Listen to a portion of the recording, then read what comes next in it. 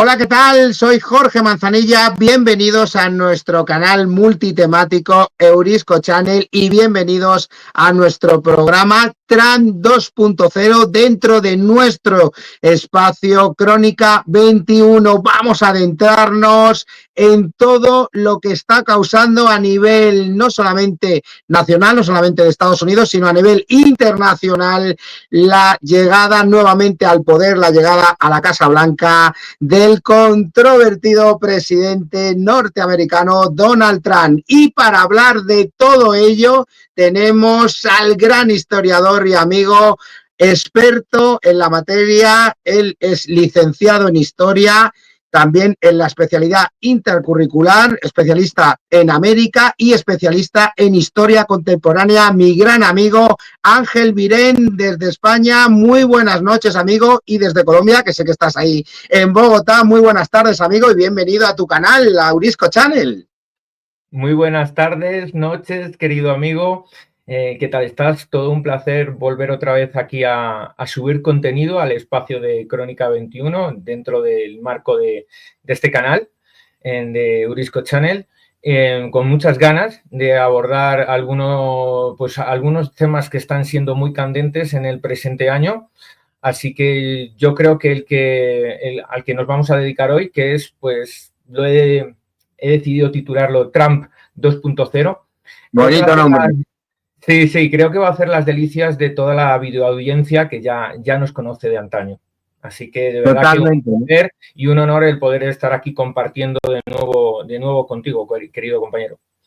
Bueno, tenemos varios bloques, simplemente los voy a detallar y ya damos paso a Ángel. El primer bloque vamos a hablar de todas esas elecciones en Estados Unidos, elecciones donde arrasó Donald Trump, hay que decirlo bien claro, ganó a la candidata del Partido Demócrata, a Kamala Harris. Hablaremos en enclave política exterior de todas esas relaciones de Estados Unidos con Rusia, con Ucrania. Veremos a ver si al final llega esa paz de la que tanto nos hablan, esas reuniones con Zelensky, esas reuniones con Trump, también las relaciones con la OTAN. El tema también del aumento del gasto militar que propone la OTAN, no solamente a todos los países europeos, es decir, de cara a un posible estallido de la Tercera Guerra Mundial. Esto ya es plausible, nosotros lo dijimos hace 3 años y ya la gente habla de Tercera Guerra Mundial. También hablaremos de esas relaciones de Trump y de Estados Unidos en Oriente Medio, también en el Oriente más lejano, con África, también con Norteamérica, con Latinoamérica. Hay una sección muy Ángel Virén de la chistera, otras medidas, que también nos hablará de ello, y terminaremos, yo creo que con un bloque muy conciso, que es con todo el tema de los aranceles, las relaciones con China y, por supuesto, con Asia Oriental. En definitiva, 2 horas muy jugosas de YouTube, 2 horas muy jugosas de televisión, de análisis, conciso análisis político, social, cultural, con nuestro amigo Ángel Virén. Si te parece, Ángel, vamos a entrar a hablar ya de lo que fueron esas elecciones que ganó Donald Trump, que, como he indicado hace exactamente 1 minuto, arrasó y ganó a la candidata del Partido Demócrata, a Kamala Harris. Ahí vemos las fotos de los últimos 2 presidentes. A la derecha, el controvertido Joe Biden, y a la izquierda, el nuevo presidente de los Estados Unidos, ha vuelto a la Casa Blanca, Donald Trump. Adelante con ello, amigo. Controvertido por decir algo, ¿verdad, compañero? Así que, bueno, esperemos que en estas próximas 2 horas nos dé tiempo de tratar todo este conjunto de temas, que la verdad que resulta muy denso, pero a la vez muy sugestivo e interesante. Así que, sin más dilación, vamos a ello, ¿no? Y efectivamente, aquí tenemos a los 2 últimos presidentes. Lo que, en primer lugar, habría que destacar es la celebración de las elecciones presidenciales y legislativas el pasado mes de noviembre de 2024, donde donde existe una clara victoria electoral, pues, del candidato republicano Trump, ¿no?, frente a la sucesora de Biden, ¿no?, que Biden había nombrado realmente, que es la demócrata Kamala Harris, una mujer bastante incompetente, porque durante 4 años como vicepresidenta en el país solo acumuló quejas de la ciudadanía y en concreto de comunidades que habían apostado por ellas, por ejemplo, ciertas minorías étnicas. Y bueno, pues lo que tenemos es Trump arrasó tanto en el voto popular como en el voto del colegio electoral, como podemos observar en el siguiente mapa con el que nos ilustra Andoni, mediante colores. Aquí tenemos el color rojo corresponde al Partido Republicano, donde se impuso en la mayor parte de los estados, no solamente los clásicos donde obtenía respaldo el propio Trump, que era del medio oeste y en los estados del sur, sino también se hizo con algunos estados del norte, por ejemplo, de todo lo que se considera el cinturón industrial, teniendo en cuenta que pues gran parte de los votantes de Trump, curiosamente, ahora se reclutan entre la clase obrera, que abandonó a la izquierda, ya veremos por qué, y ahora apuesta pues por una derecha nacionalista, aislacionista e industrialista, que es la que representa Trump, ¿no? Fíjate que también se registró una mayoría republicana en ambas cámaras legislativas del Congreso, tanto en la Cámara de Representantes como en el Senado. Y luego, pues quisiera destacar, y es donde nos vamos a adentrar a continuación de una forma profusa, es en el nuevo gabinete, del presidente Trump. Fíjate que ahora el equipo de gobierno de Trump es mucho mejor, tiene mejor equipo, está mucho más preparado y comprometido que en su primer mandato en 2017. Más que nada, pues porque no es que sean perfiles con una mayor experiencia o capacitación académica incluso, sino porque son más comprometidos a las causas que le mueven a Trump, ¿no? Porque es que fíjate, en 2017 los más fieles a su ideario fueron Steve Bannon y Michael Flynn, que duraron muy poco en sus puestos. El primero fue consejero principal, el segundo fue secretario de Defensa, y realmente fueron por una serie de presiones del Estado profundo estadounidense, terminaron siendo removidos de sus cargos, ¿no? En el actual, como podemos ver en la imagen, ahí tenemos al equipo completo. Voy a destacar a varios, porque creo que sí que merecen una mención especial. Y el primero de ellos, a ver si nos lo puede acercar aquí el compañero Andoni, nos lo puede aumentar ahí con el zoom. El primero de ellos es el vicepresidente J.D. Vance. El vicepresidente J.D. Vance pues está resultando muy mediático. Bueno, nos comenta Andoni que no puede aumentar el zoom. No te preocupes, amigo. Pues luego que nuestra videoaudiencia se encargue de ello, que probablemente es mucho más ducha que nosotros con estas cuestiones de tipo técnico. Bueno, J.D. Vance como decía, está volviéndose muy mediático, lleva a cabo muchas visitas a diferentes países, es como una de las cabezas visibles del nuevo gabinete de Trump. Es senador por Ohio y además supone uno de los conservadores más duros dentro del Partido Republicano, ¿no? Él mismo se declara postliberal, porque va más allá del liberalismo. De hecho, considera el liberalismo como un verdadero retroceso. Ahí podemos verlo de una forma un poco más detallada. Sí, considera el liberalismo como un retroceso para la propia sociedad. Y realmente, pues, de aquí a unos años, considero, por lo que he podido observar y percibir, se perfila como el sucesor de Trump dentro del ala derecha y más dura, como hemos dicho, del Partido Republicano, ¿no? Ese en primer lugar. Otro que me gustaría destacar es el secretario del Tesoro. El secretario del Tesoro es Scott Bessent. Creo que también lo tenemos en nuestro listado. Sí. Vamos bajando. Ahí está. Ahí me pues parece no que le está. Veo, no le veo. No, ahora no. Ahora no le vemos. A ver un poquito más para abajo. Andoni, a ver si le podemos ver. Bueno, de igual manera, pues ahora también resulta muy mediático, cualquiera puede buscarlo en internet, pones Scott Bessent, es un señor muy bien puesto, con sus gafas, con una imagen intachable, al menos en la apariencia. Es el nuevo secretario del Tesoro, nombrado por Trump. Decir que este hombre fue socio del Soros Fund Management, curiosamente. Curioso, ya sale a colación el amigo Soros. Curioso porque proviene de una compañía gestora de fondos de cobertura creada por George Soros en 1969. Está siendo el responsable de la política de austeridad y de recorte de impuestos y de gasto público en el país, así como de reducción de déficit tanto fiscal como comercial como gubernamental.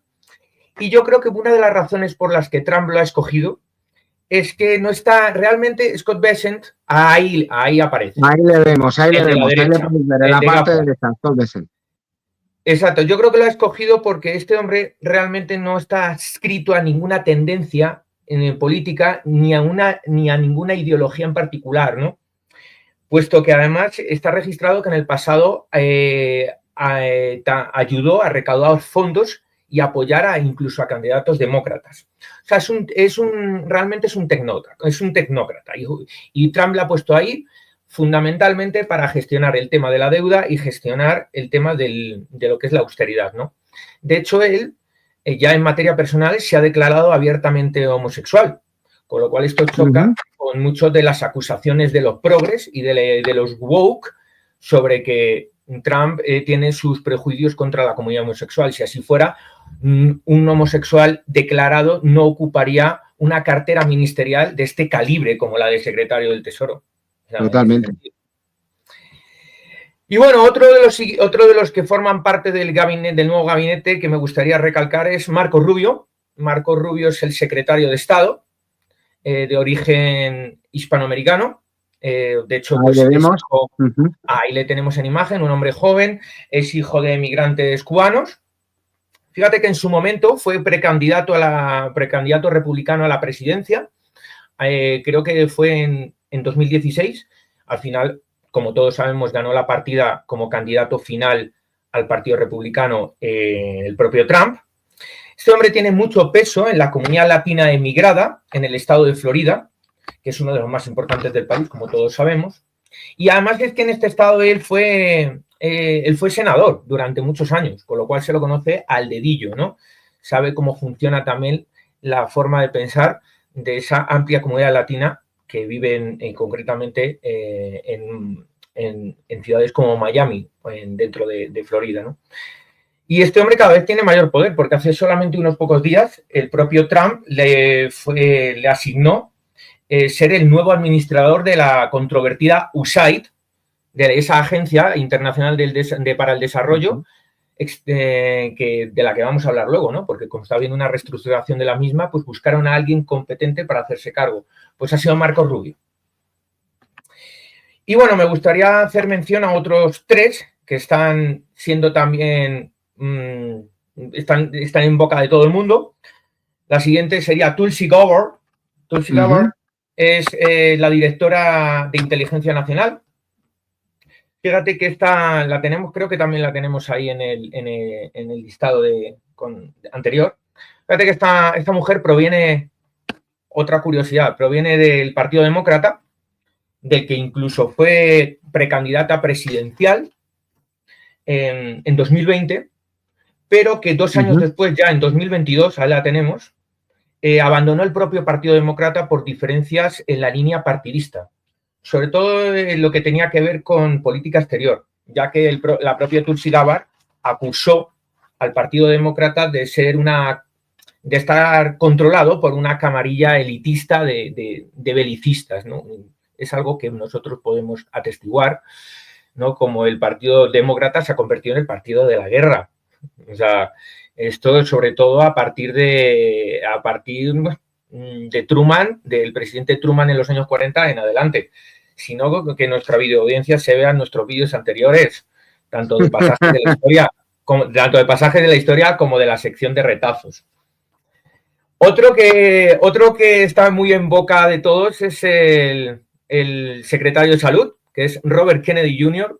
Madre mía, ¿qué decir de este personaje?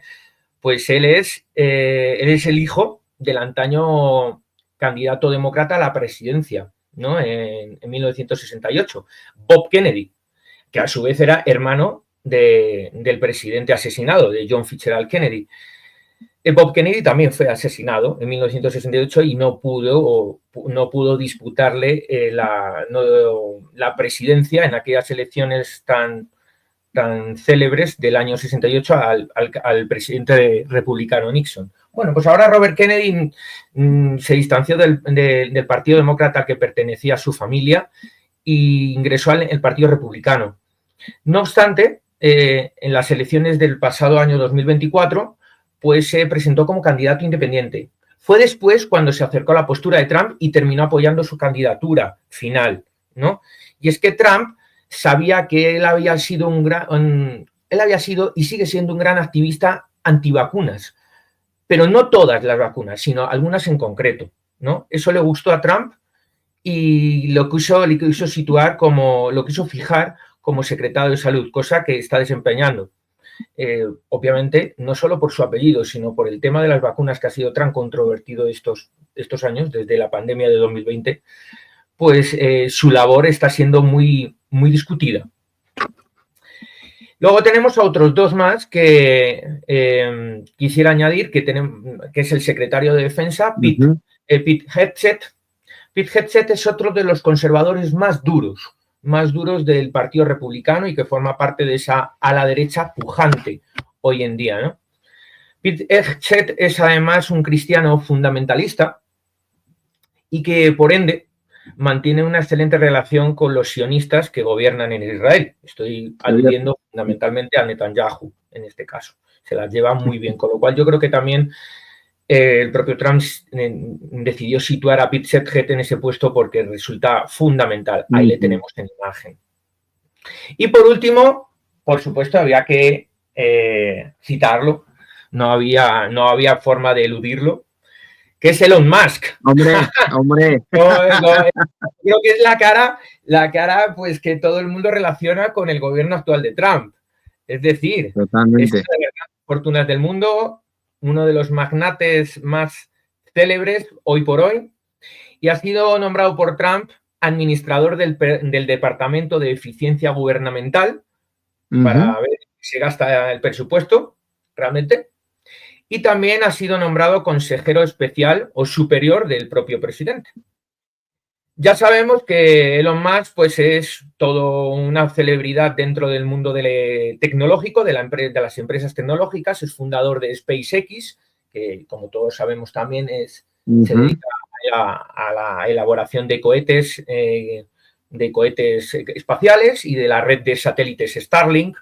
Es director general de la compañía Tesla, que fabrica coches eléctricos, y cofundador de otras empresas, compañías muy famosas, como por ejemplo Neuralink, OpenAI, que se dedica a la inteligencia artificial, y también es cofundador de PayPal, un aspecto que mucha gente desconocía al respecto de él. Y fíjate que gracias a Elon Musk tiene esa capacidad, no sé, alberga cierto carisma, tanto para que haya podido atraer a gran parte de la élite tecnológica de Silicon Valley pues a las posturas políticas de Trump. Fíjate que muchos han hecho el trasvase del Partido Demócrata y Trump en California, ¿no? Gracias a la influencia de este hombre, de Elon Musk. Bueno, curioso, ¿no? Todo el gobierno de Trump, ¿no? Desde Biden al mediático, podríamos decirlo, Ángel, Elon Musk, ¿no? Bueno, para cerrar este primer bloque, ¿qué más quieres, si quieres puntualizar algo más antes de dar paso al segundo? Cuéntame. Yo por mí, amigo, debido a que tenemos tiempo algo restringido, vamos con el siguiente bloque porque creo que con este hemos dicho todo lo que merecía ser nombrado, ¿sabes? Los aspectos más cruciales del nuevo gabinete. Así que vamos con el bloque de Rusia, Ucrania, la OTAN y la Unión Europea. Bueno, yo creo que de mediático a mediático, una de las imágenes, sabes que es lo que te voy a decir, yo creo que más virales que se han hecho en 2025, esa discusión en la Casa Blanca entre Donald Trump, también el vicepresidente Pence, y qué decir del señor que iba de negro, en ese momento le llevaba ya la camiseta verde, como yo le vengo haciendo bromas en los 3 años del canal de Eurisco, como es Zelensky, camiseta ¿no? verde, bueno, camiseta histórico, ¿no? verde de mamarracho, porque hay que efectivamente decirlo. Que le dijo, hoy vienes arreglado, se lo dijo. Y que nunca la lava, por cierto. Antes de entrar a la Casa Blanca, ¿no? Y se lo dijo Trump, bueno, hoy vienes arreglado, un poquito más arreglado, ¿no? Ya se mascaba, Ángel, se mascaba en el ambiente, ¿no? Que algo iba a pasar en esa reunión en la Casa Blanca entre Estados Unidos y Ucrania. Adelante con ello. Sí, efectivamente, ha sido uno de los momentos estelares del presente año, acompañado de cierta comicidad, ¿no? Lo cual agradezco. Fíjate que esto tuvo lugar el 28 de febrero, esta célebre en reunión entre Trump, el vicepresidente J.D. Vance y el propio Zelensky, tuvo lugar en la Casa Blanca, y los dos primeros pues criticaron duramente al presidente ucraniano, que se limitó a pedir dinero continuamente, solo pedía dinero, más, y ante esto pues lo que hicieron tanto el presidente como el vicepresidente fue proponer directamente un fin para la propia guerra de Ucrania, ¿no? Además, el presidente Trump mostró mucho interés en firmar un tratado para explotar las tierras raras que tiene Ucrania, ¿no? Que precisamente se ha firmado hace unos poquitos días. Pero, pues, el tono en el que se vivió, con el tono con el que se vivió esta reunión fue muy alto. El propio Zelensky se sintió como regañado, pero la verdad es que motivos no le faltaron para serlo, porque es que Ucrania ha visto llegar montones de dinero, una gran parte del presupuesto militar de la OTAN, que al fin y al cabo la OTAN es Estados Unidos es la OTAN, y no ha servido, disculpen por lo soez, no ha servido ni para una mierda. O sea, entonces, claro, ya los nuevos mandatarios se han puesto serios y han exigido directamente llegar a un acuerdo de paz, que, por cierto, el propio Putin, está bien contento con ello, porque también está buscando una salida diplomática a un conflicto que muchos piensan que Rusia estaba buscando. Al contrario, Rusia tuvo que reaccionar ante una postura agresiva de la OTAN, que voy a explicar a continuación, y que así la videoaudiencia puede tener un panorama mucho más amplio y a la vez más informado sobre lo que realmente pasa, ¿no? O lo que pasó en Ucrania, aunque también tenemos un vídeo muy interesante en pasajes, en Crónica 21, en este espacio acerca de la guerra de Ucrania, el primero que hicimos. Le recomiendo a la videoaudiencia que se lo visualice de nuevo. Otro aspecto que quiero destacar que ha pasado, que ha protagonizado Trump en los últimos tiempos, es la reunión que tuvo junto con el presidente francés Emmanuel Macron y con el premier británico, ese mamarracho, otro mamarracho, y además con todas las letras, de Keir Starmer, que es una vergüenza que es una vergüenza para el laborismo británico, pero ahí lo tenemos porque es más de derechas que los propios Tories, ¿no? En esta reunión, que también resultó tensa, se debatió la crisis que existe sobre el apoyo estadounidense a la propia OTAN, ¿no? Afirmando el propio Trump que si quieren los países europeos que forman parte de la alianza que esto continúe así, que Estados Unidos siga financiando y apoyando a la OTAN como principal país de la propia alianza, porque, vuelvo a decir, fue una idea de los Estados Unidos en plena época de la Guerra Fría. Si quieren que esto continúe así, pues ha exigido que los países pertenecientes pues, a la alianza militar tienen que aportar más presupuesto de sus propios productos interiores brutos a lo que es al gasto militar y a todo lo que se derive en armamento. Es decir, que no solo sea Estados Unidos quien cargue con todo el peso de eso, pues ante una eventualidad bélica contra Rusia, en este caso, ¿no? Y es que, amigo, lo que hablábamos antes con respecto a Putin, la OTAN y la guerra de Ucrania y todos estos capullos dirigentes europeos, ¿no? Que realmente son títeres de la Finintern en Europa Occidental. Y es que la OTAN, desde hace años, teme un conflicto inminente con Rusia. Pero es que la realidad que se masca es otra muy diferente.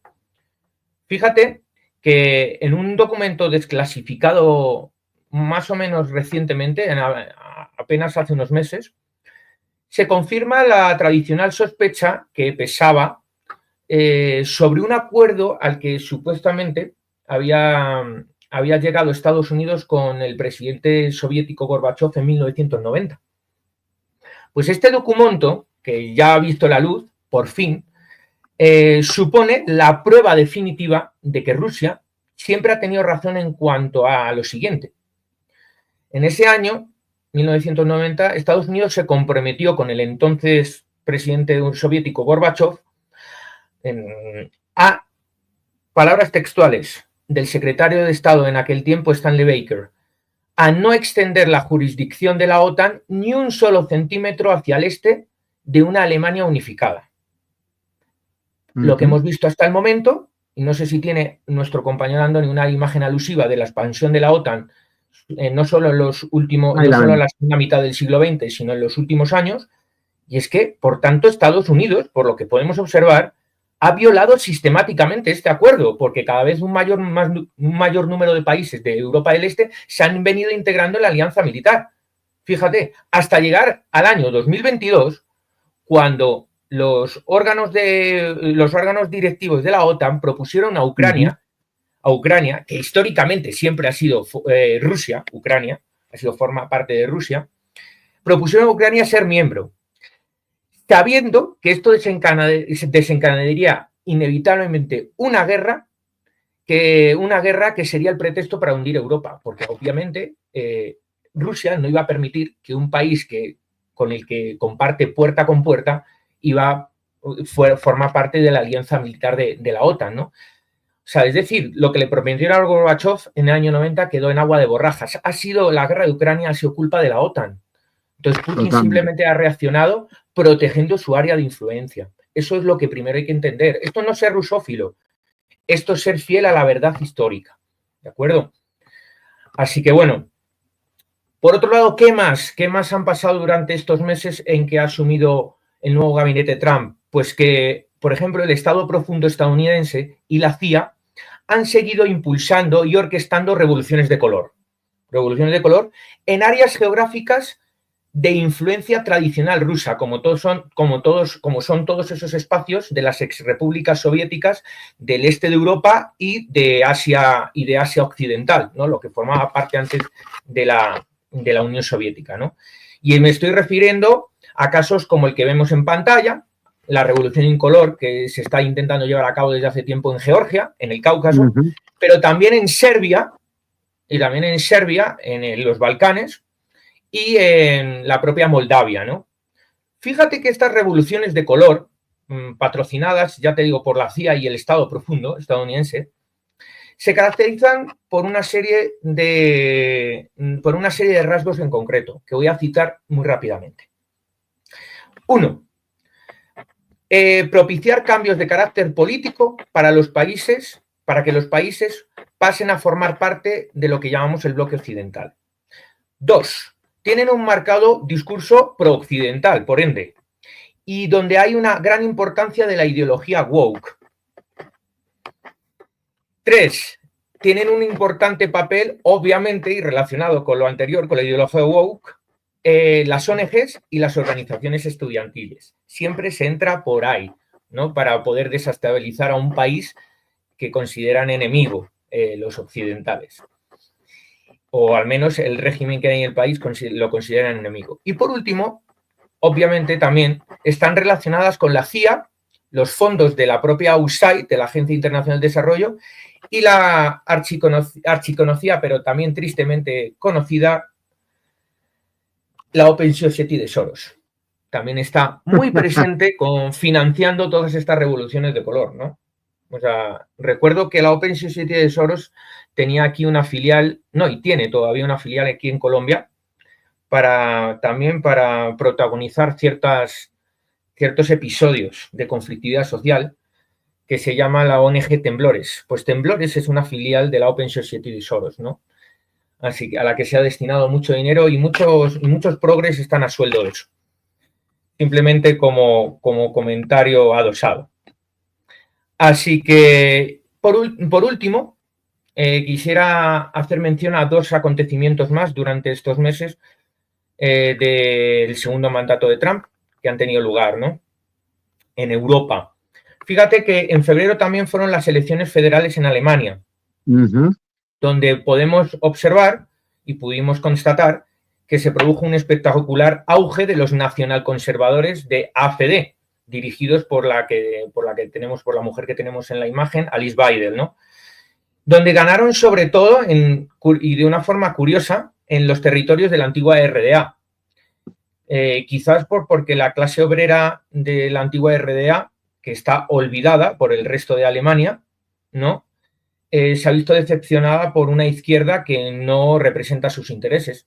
Entonces ha habido un trasvase de votos hacia la extrema derecha. Extrema entre comillas, porque vuelvo a decir, son nacionalconservadores, no son fascistas los de la AfD, pese a que nos intenten los progres de convencer de lo contrario, ¿no? Fíjate que, de hecho, AfD forma parte del grupo parlamentario europeo llamado Europa de las Naciones Soberanas, así como del Partido Europeo del mismo nombre.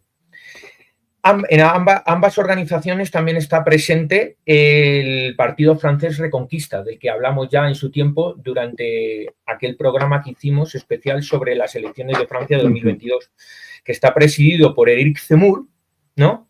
Y que se encuentra más escorado hacia la derecha que la propia agrupación nacional que preside Marine Le Pen, ¿no? Bueno, pues en ese grupo están ambos partidos, tanto el alemán como el francés. Fíjate que, paradojas del destino, al final los conservoliberales de la CDU, la democracia cristiana, y los propios socialdemócratas del SPD alemán que hasta ese momento habían ocupado el gobierno con Scholz, deciden pactar para evitar que la propia AfD accediese o ascendiese al gobierno, ¿no? Como que hicieron un cordón sanitario para evitarlo. Y de hecho, en los últimos días ya se especula con que se abra la puerta definitivamente a su ilegalización, ¿no? A su posible ilegalización. Ya sabe, cuando hay peligro de que haya un partido anti-establishment o anti-Finintern, mejor dicho, en Europa, pues hacen todo lo posible para evitar que llegue al poder y lo boicotean, lo prohíben. Es algo parecido que lo que está ocurriendo en Rumania durante los últimos tiempos, en que en Rumania, fíjate que la Unión Europea apoyó la anulación de las elecciones legislativas en el país que habían sido ganadas por Călin Georgescu, que es un nacionalista acusado de prorruso. Y las anularon con el beneplácito de la UE, con el pretexto de que había habido una supuesta injerencia de Rusia en los mismos comicios, ¿no? Cuando a la Unión Europea, dirigida por la Finintern, no le interesa que un partido que ponga en entredicho sus proyectos y sus medidas, pues se sacan de la manga cualquier disposición para evitar que ocupe el gobierno, dicho partido, ¿no? Y por último, me gustaría hacer mención a algo escandalosamente trágico, o sea, algo casi como kafkiano, absurdo pero trágico a la vez, que es que la Unión Europea ha recomendado profusamente... Bueno, ahora que están de moda, después de lo que nos pasó el lunes, Ángel, en España y en Portugal. Sí, que por cierto, haremos mención luego a lo de los apagoncitos.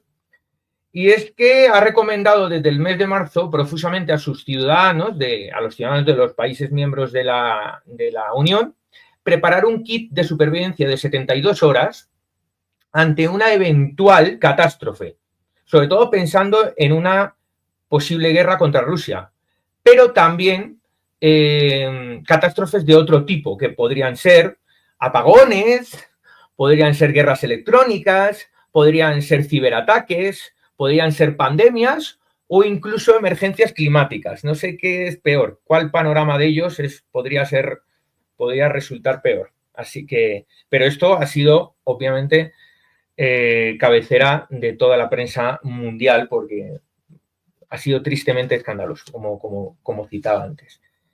Y con esto, amigos... Escandaloso y kafkiano, Ángel. Escandaloso y kafkiano, como bien has apuntado. Sí, continúa. Sí, es totalmente kafkiano.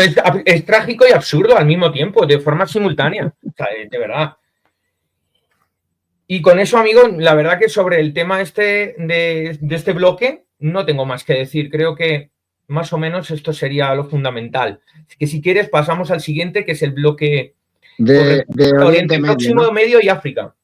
Bueno, pues vamos con ese bloque, simplemente quedaros con esas breves pinceladas, darme 10 segundos, que ha dicho Ángel, algo que dijimos en 2022, la guerra de Ucrania la provoca la OTAN, sistemáticamente Estados Unidos se ha ido saltando los acuerdos, esas revoluciones de color, como hemos visto en Georgia, en Serbia, el kit de supervivencia que tuvimos que soportar ese apagón, por decirlo de alguna manera, terrible en España, ni ningún tipo de información, es retroceder atrás en el tiempo. Y bueno, lo de la ilegalización, que también ha sido muy de moda, las últimas 24 y 48 horas relativas a la AFD y esos cordones sanitarios a esa ultraderecha, como nos tildan los medios de desinformación, que es que vienen los viene el fascistas, que fascismo. vienen, que Vienen los vienen. fascistas, que vienen, ¿no?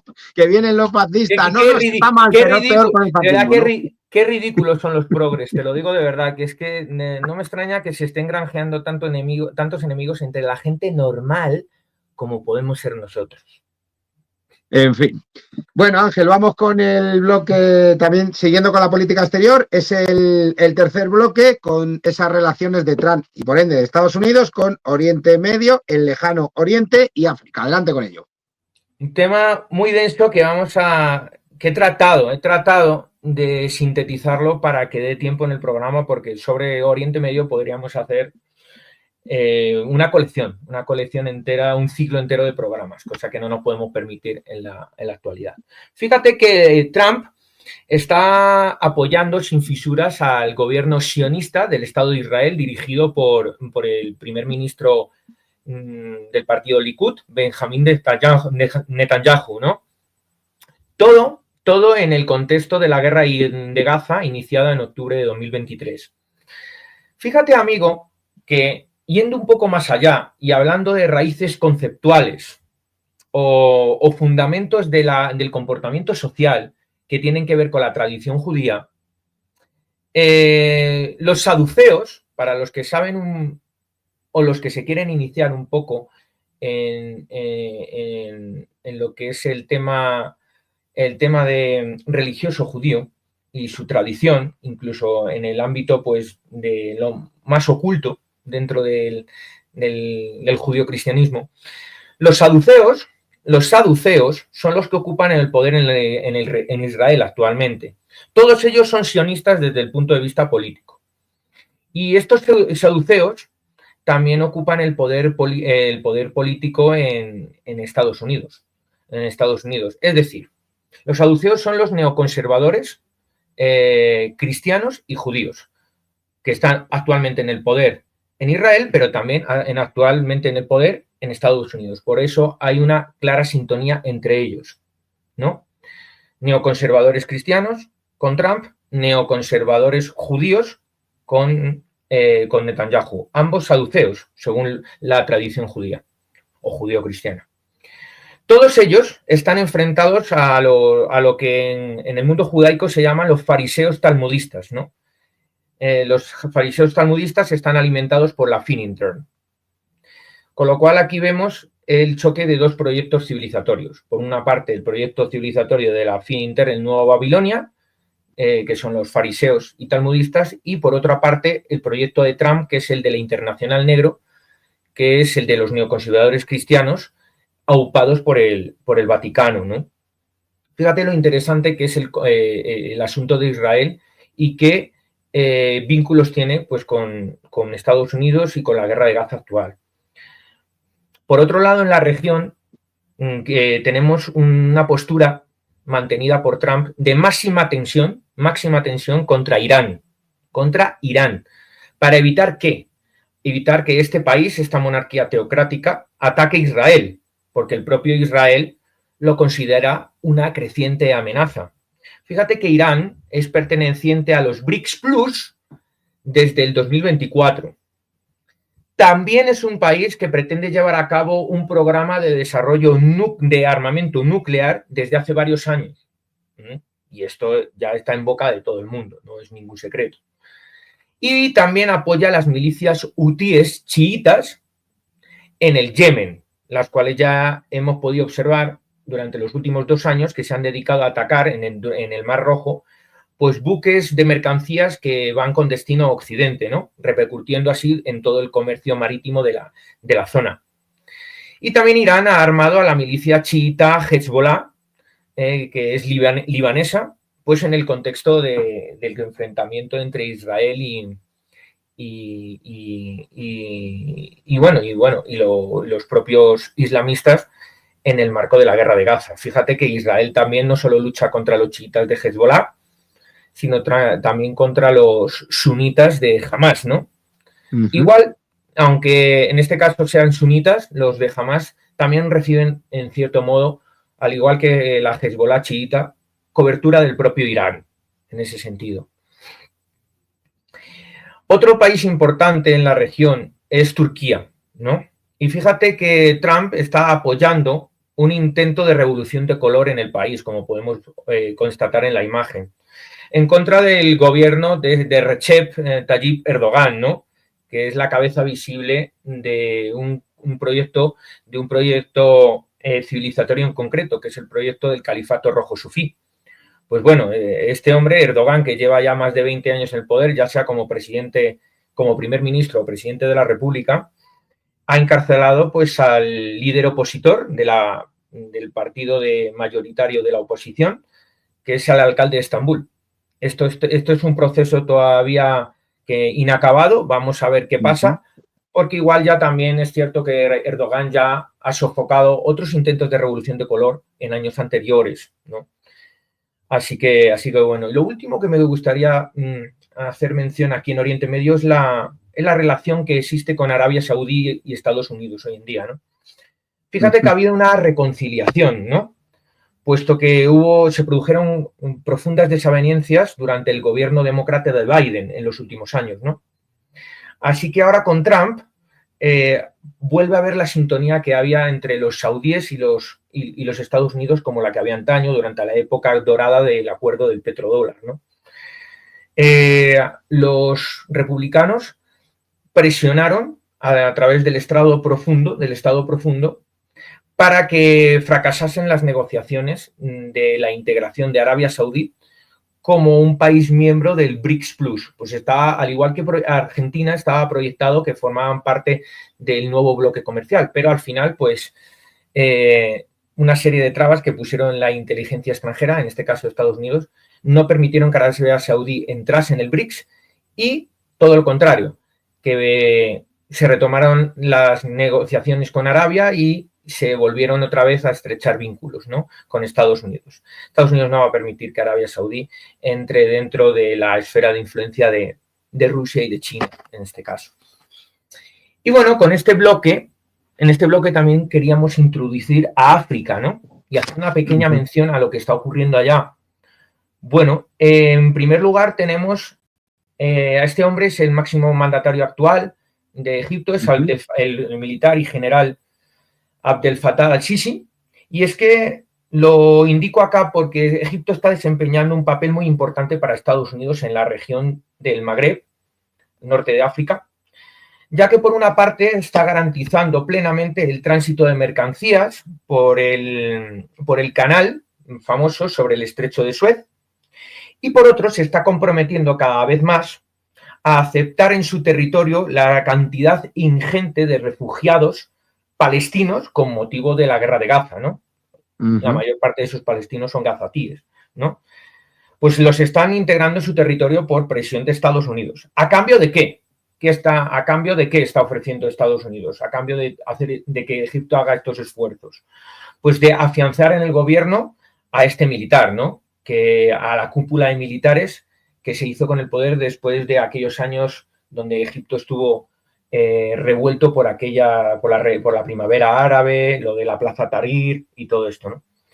Y también, de esta manera, Estados Unidos trata de presionar al propio Egipto para que así se salga del grupo BRICS Plus, porque fue otro de los países que se convirtió en miembro de pleno derecho el año pasado, en 2024. Así que esas son las estrategias de Estados Unidos con respecto a Egipto en el norte de África. Y también en África, en una franja que está por debajo del Sáhara, que se denomina Sahel, una franja geográfica, está habiendo durante los últimos años una expulsión progresiva de la tradicional influencia francesa que había en la región, incluso con retirada de tropas. Los franceses tenían tropas allí porque argumentaban o mejor dicho, interponían la excusa de que estaban luchando contra la insurgencia yihadista. Bueno, era la zona de influencia francesa porque todos aquellos países formaron parte de lo que era el conjunto colonial francés en África y de la francofonía hoy en día. Bueno, pues en el Sahel, en los últimos años, la mayor parte de los países que lo componen, pues ha habido golpes de Estado y han accedido gobiernos nacionalistas al poder, ¿no? Un ejemplo muy significativo, por ejemplo, es el gobierno del militar Ibrahim Traoré en Burkina Faso, ¿no? En Burkina Faso, hoy en día Ibrahim Traoré es considerado el nuevo Thomas Sankara. Thomas Sankara fue aquella figura mítica de los años 80, aquel revolucionario comunista al más puro estilo de Che Guevara. De hecho, se consideraba el Che Guevara africano.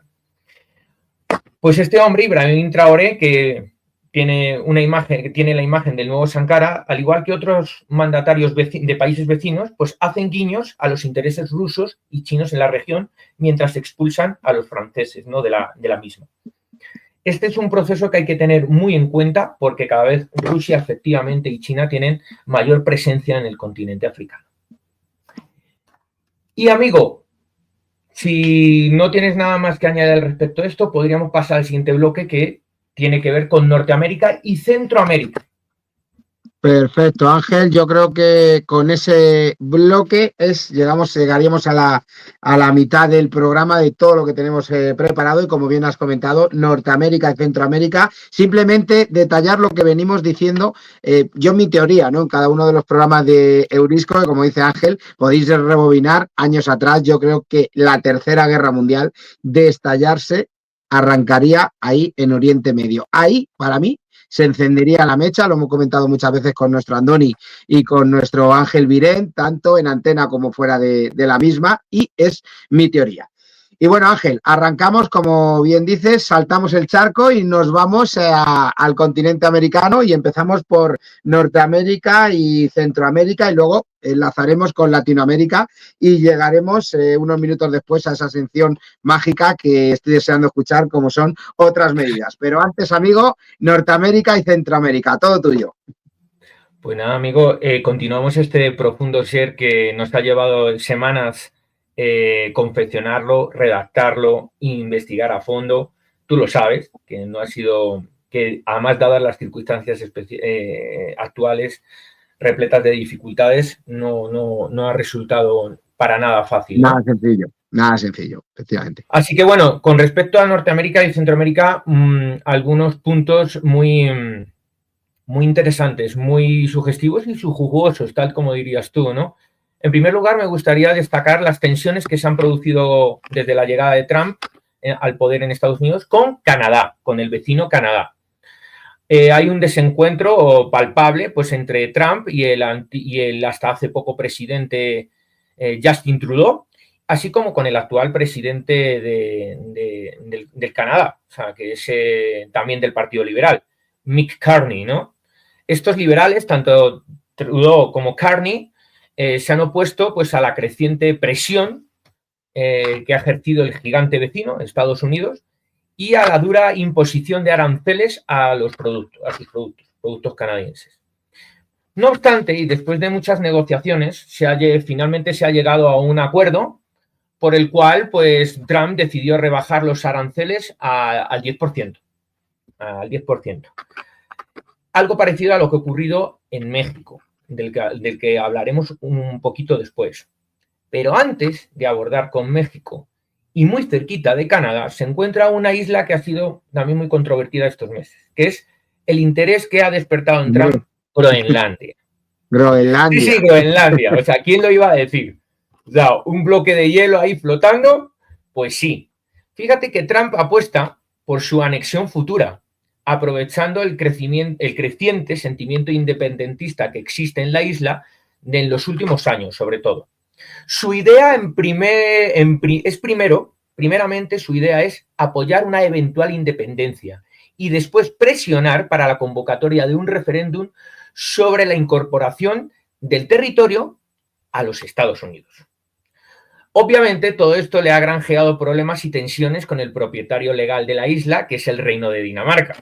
De hecho, ya ha tenido fricciones con la primera ministra Mette Frederiksen, ¿no? Y que le dijo que no. Y dijo Trump, ya veremos quién ríe el último. Recuerda que somos Estados Unidos, que no somos un país de 3 al cuarto. Eso es lo que le dijo, más o menos. En otras palabras, pero eso fue lo esencial. Y es que para Trump, Groenlandia es importante no solo por sus potenciales ricos yacimientos de carácter energético, ¿no? Porque los tiene, gas natural, petróleo, etcétera, sino también por el enclave geográfico que supone Groenlandia, en pleno océano glacial ártico, que es un área de especial relevancia donde la propia Rusia tiene claros e importantes intereses de dominar la zona del Ártico.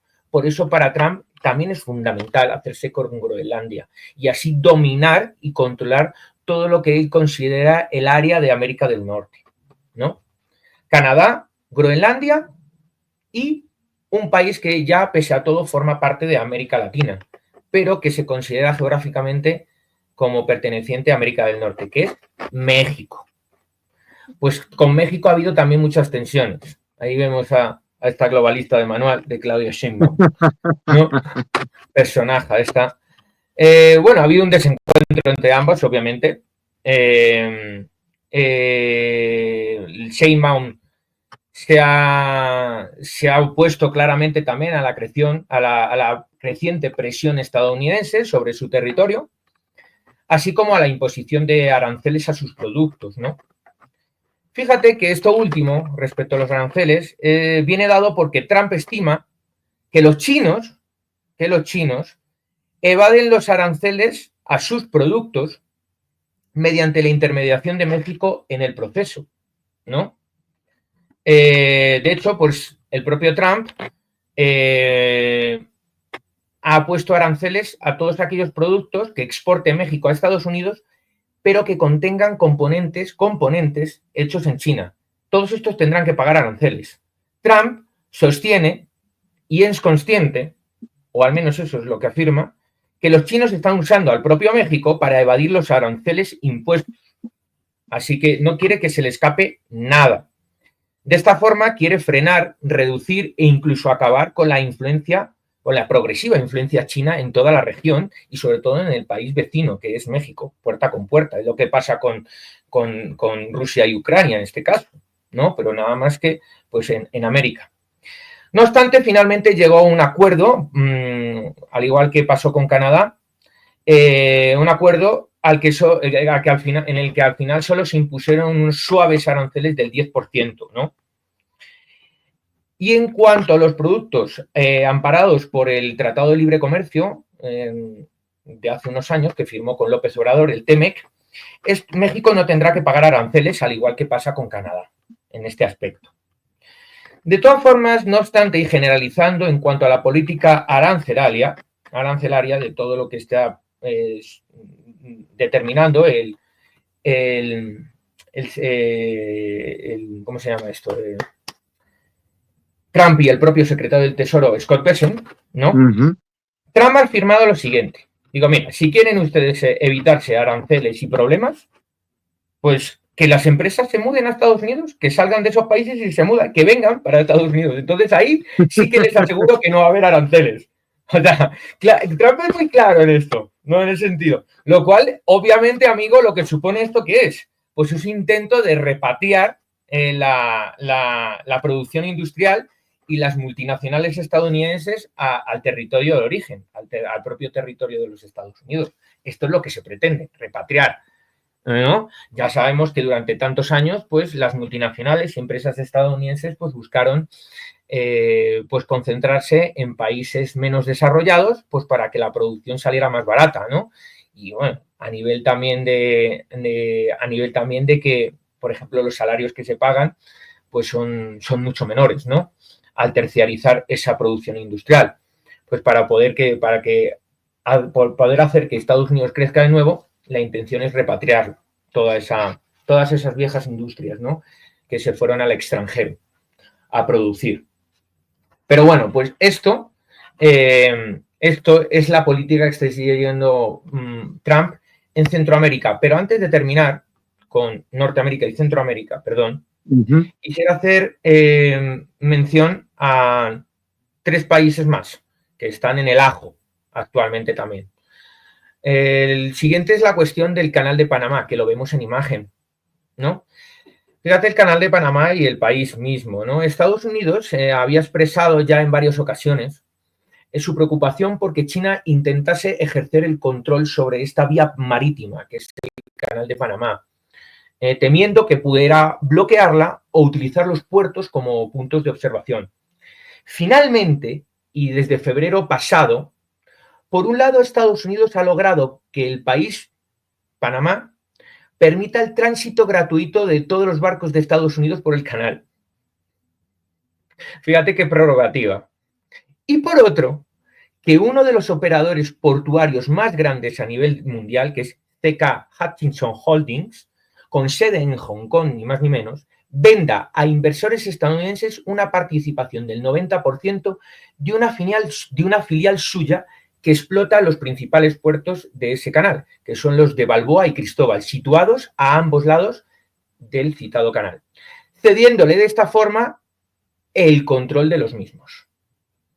Estos puertos desempeñan un papel crucial y clave en el transporte de mercancías a través del canal, ¿no? Proporcionando un enlace entre los océanos Atlántico y Pacífico. Obviamente, amigo, toda esta operación tan compleja requería la aprobación del gobierno panameño, pero cosa que tras la reunión del secretario de Estado Marco Rubio con el presidente de Panamá, José Raúl Mulino, que la tenemos en imagen, creo, ahí estamos, una reunión que se produjo con ellos, se ha logrado. ¿Y cómo se ha logrado? Pues como hacen los Estados Unidos, diplomático, pero con la pistola en mano, presionando de una forma brutal al presidente panameño hasta que ha cedido en todas las pretensiones del gigante norteamericano. Fíjate, amigo, que Panamá también se ha visto incluso obligado a abandonar la participación en el proyecto chino de la iniciativa de la Franja y la Ruta, lo que se considera hoy como la nueva Ruta de la Seda, en la que Panamá iba a tener un importante papel. Hasta ese punto, amigo. Trump había expresado en numerosas veces su deseo de recuperar el control del canal de Panamá, que se había cedido al país en 1999. Bueno, pues ya lo ha logrado en apenas unos meses. Porque su descontento, ¿a qué se debía? Pues se debía, entre otras cosas, a la creciente influencia china en la región, que trata, al igual que en México, pues trata de reducir lo máximo posible en ese sentido. Bueno, y otros 2 países que quisiera también mencionar, pues es El Salvador, ¿no? Y es que con El Salvador, Trump está manteniendo una relación muy amistosa, muy cordial. Hay una sintonía entre Nayib Bukele y el propio presidente Trump. Tanto es así que se negocia un acuerdo para redirigir delincuentes emigrantes a las megacárceles de El Salvador. Hasta ese punto. Y a cambio, pues El Salvador se ha declarado durante este tiempo el Bitcoin como moneda ilegal. Es decir, para que todo el mundo lo entienda, ha terminado cediendo a las exigencias del Fondo Monetario Internacional y ha eliminado a la criptomoneda Bitcoin como moneda de curso legal. Fíjate estos dos aspectos tan importantes desde que ha llegado Trump al poder. Obviamente ha habido una repercusión, una trascendencia de la llegada de un nuevo inquilino a la Casa Blanca. Uh-huh. Y por último, quisiera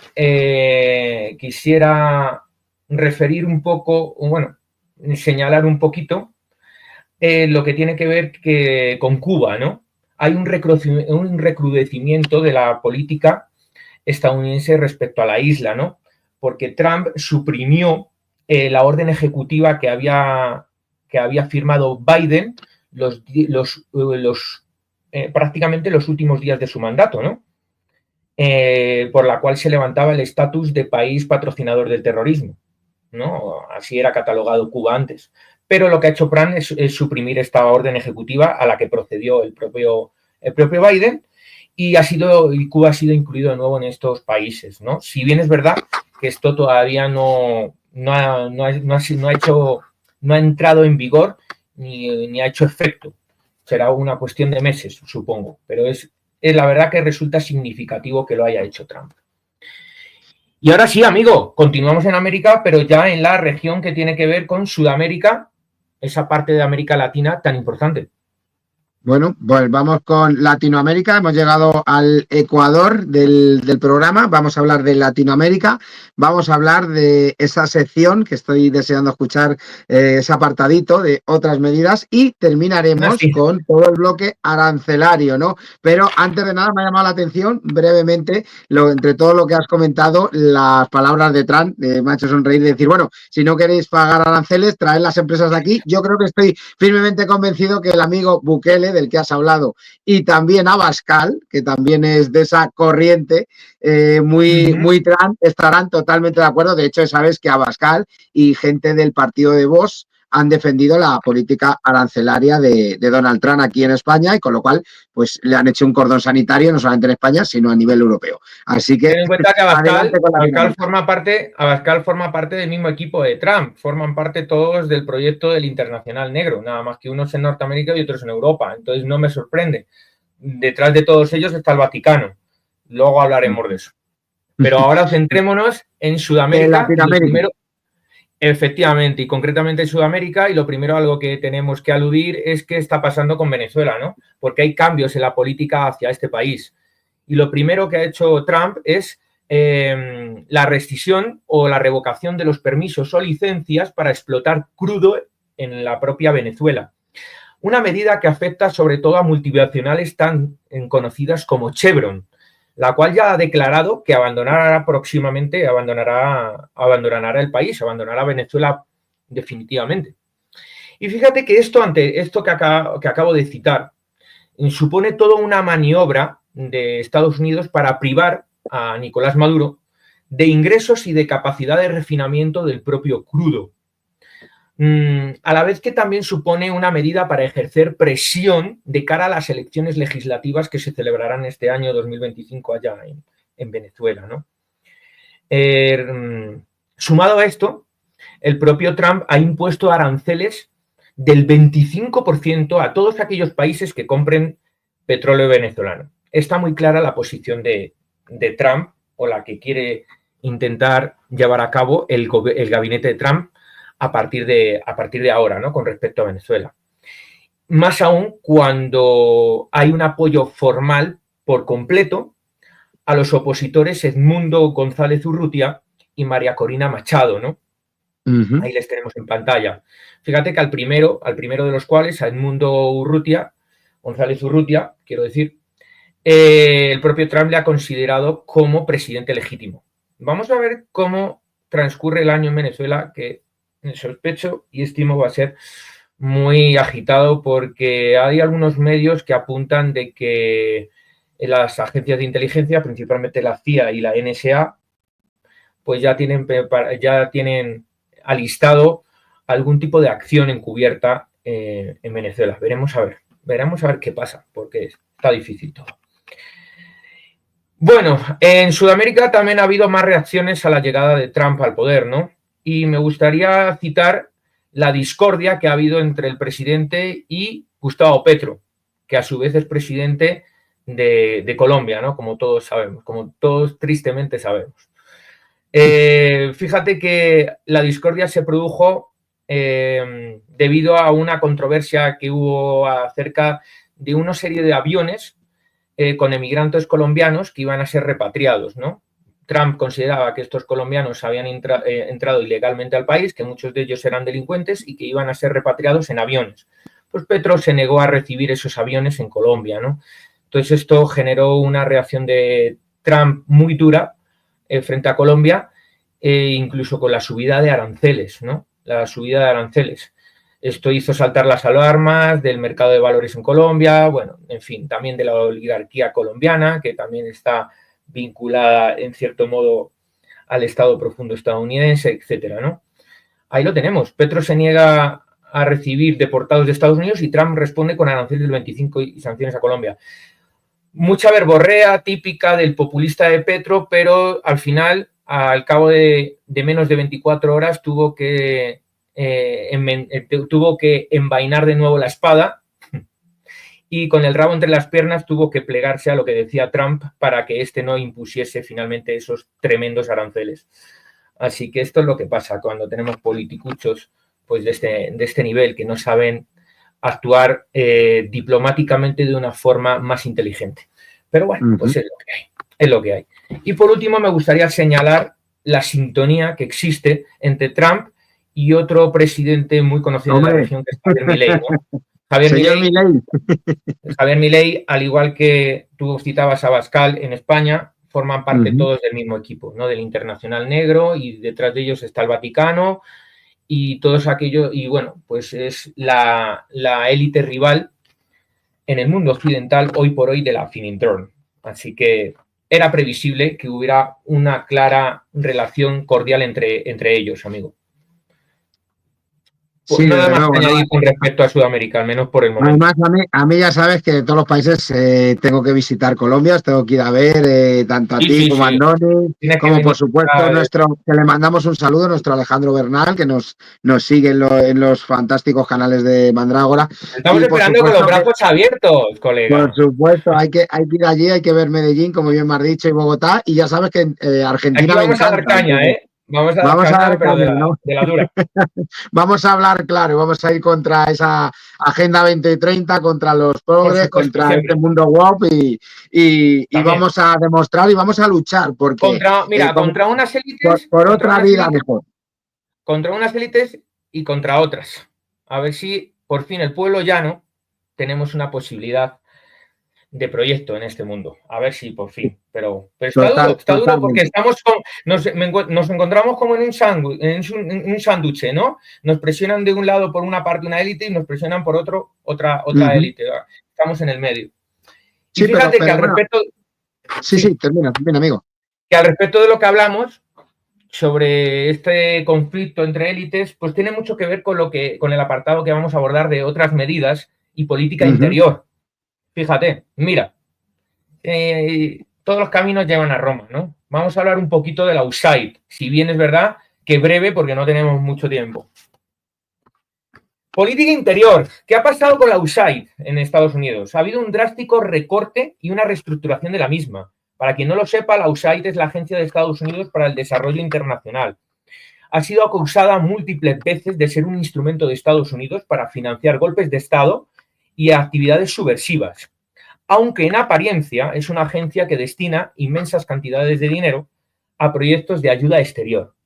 Es decir, presta ayuda a países que se recuperan de catástrofes, intentan salir de la pobreza o emprenden reformas de tipo democrático, ¿no?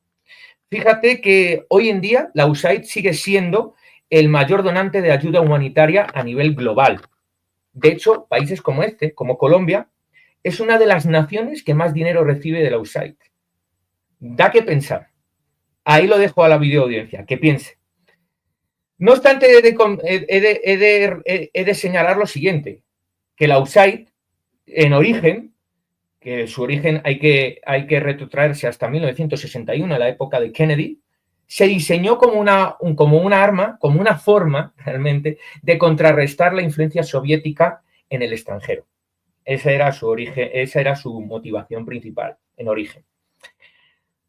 El propio Elon Musk, hoy en día, hace tan solo unas pocas semanas, acusó a la USAID de financiar la investigación de armas biológicas, incluido el COVID-19, y que también la USAID había durante muchos años pagado a medios de comunicación para que publicaran su propaganda en medio mundo. O sea, los tienen comprados en ese sentido, ¿no? Eso es lo que pasa con la USAID, ¿no? Que funciona como la Open Society de Soros. Parece ser utilizada para desestabilizar países, ¿no? Financiar a ciertos grupos para que vayan saboteando el país cuando tiene un gobierno que no es afín a los intereses occidentales. Fíjate que otras medidas de política interior que ha llevado a cabo Trump de aspecto más curioso es la desclasificación de documentos acerca del asesinato de JFK, de John Fitzgerald Kennedy, en 1963. Sí, el Ahí mismo quería llegar presidente, yo, ahí quería llegar sí, yo, Ángel. el mismo presidente que fundó la USAID.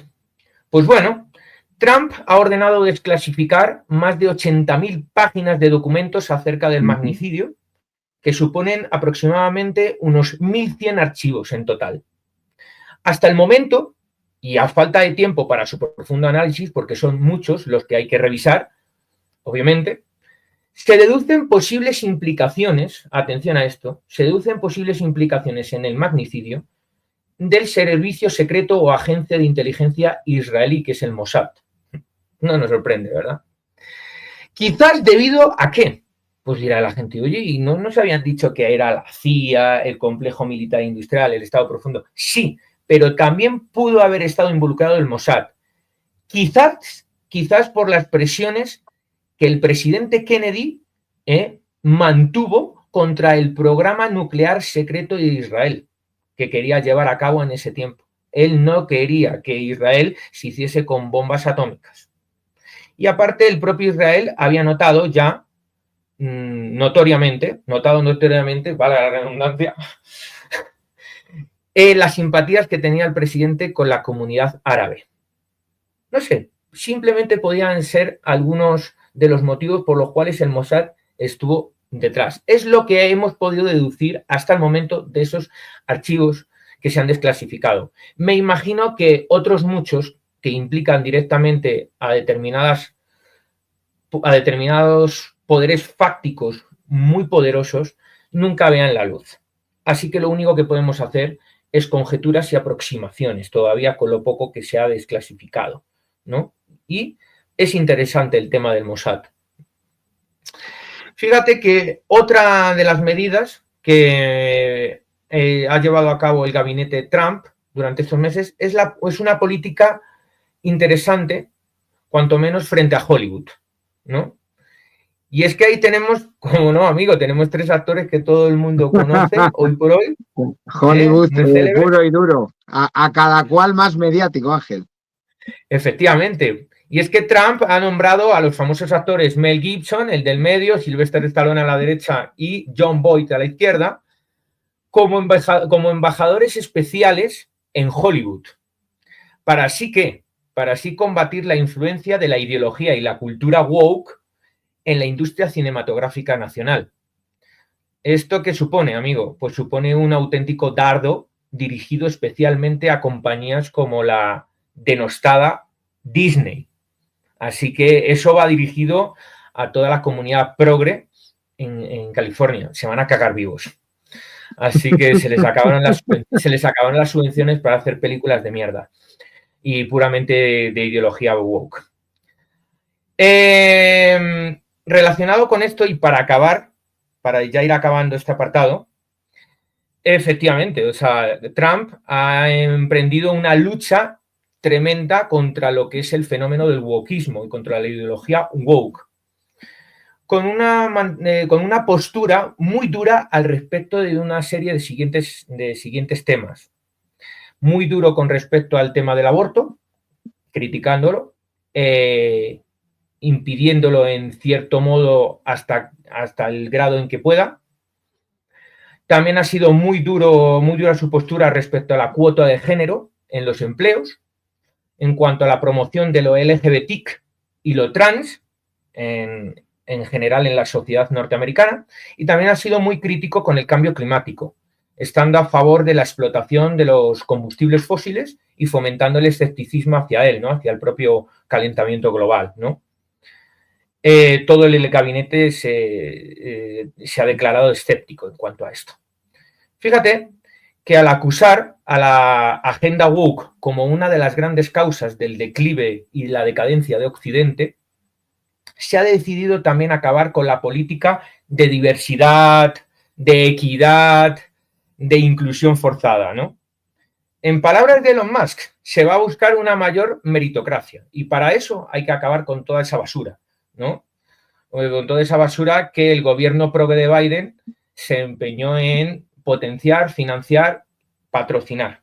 e impulsar. O al menos esto es lo que dicen los republicanos que ahora ocupan el poder. Y luego, pues otros 3 aspectos en cuanto a política interior que voy a enumerar muy rápido, ¿no? También el gobierno Trump se va a caracterizar por mantener una mano dura con la inmigración ilegal y por endurecer los requisitos y las condiciones para la inmigración legal. ¿De acuerdo? También ha indultado a los asaltantes al edificio del Capitolio en enero de 2021. Todos recordamos aquel evento, ¿no? Cuando algunos seguidores de Trump pues decidieron entrar al edificio del Capitolio y se protagonizó un escándalo que salió en todas las portadas de los medios de comunicación del mundo, con aquel tipo con los cuernos de bisonte. Sí. Pues Trump, que era una promesa electoral, los ha indultado a todos. Muchos de ellos estaban cumpliendo penas de cárcel de numerosos años, increíblemente, cuando hay otros delitos más graves donde obtienen, por ejemplo, la libertad condicional mucho antes. Así son las cosas. Y por último, me gustaría mencionar también que Estados Unidos, con Trump a la cabeza, pues ha abandonado el Consejo de Derechos Humanos de las Naciones Unidas, algo que también era bastante previsible que sucediese. Así que, amigo, con eso hemos concluido todo lo que tiene que ver con política interior.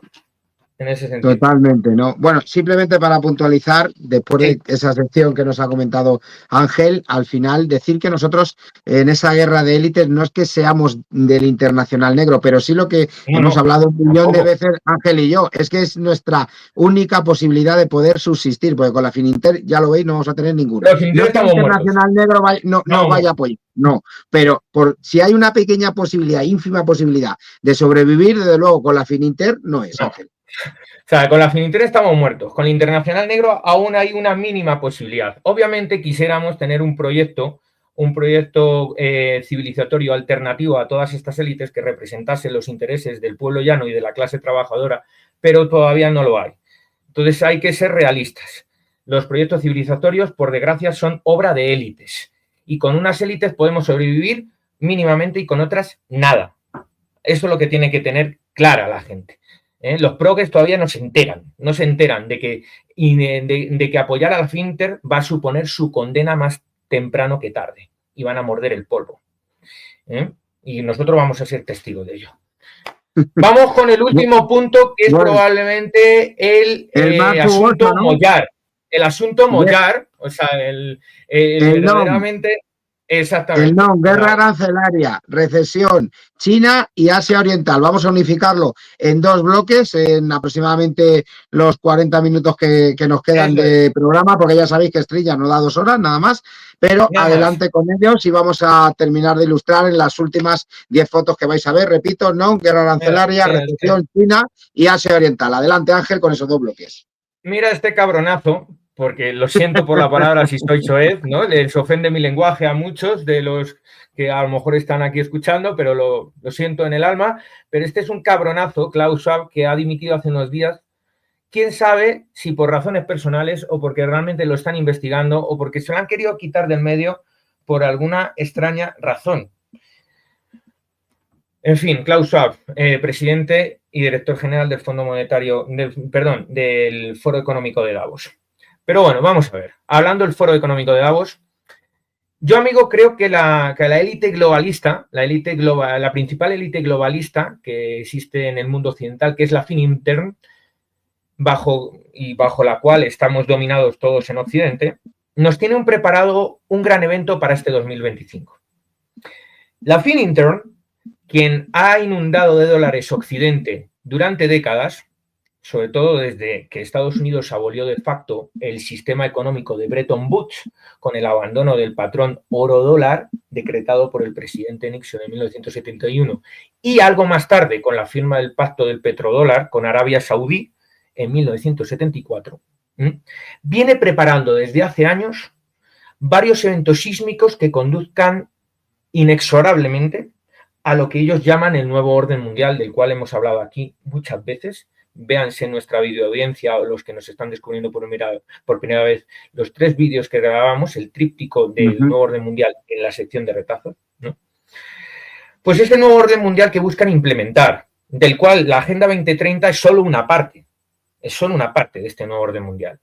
Y que este nuevo orden mundial, para que la gente lo tenga claro, en unas pocas palabras, vendría a ser una sociedad transindustrial, transhumanista y dotada de un sistema político oligárquico de tipo tecnocorporativista y sobre una serie de bases postcapitalistas.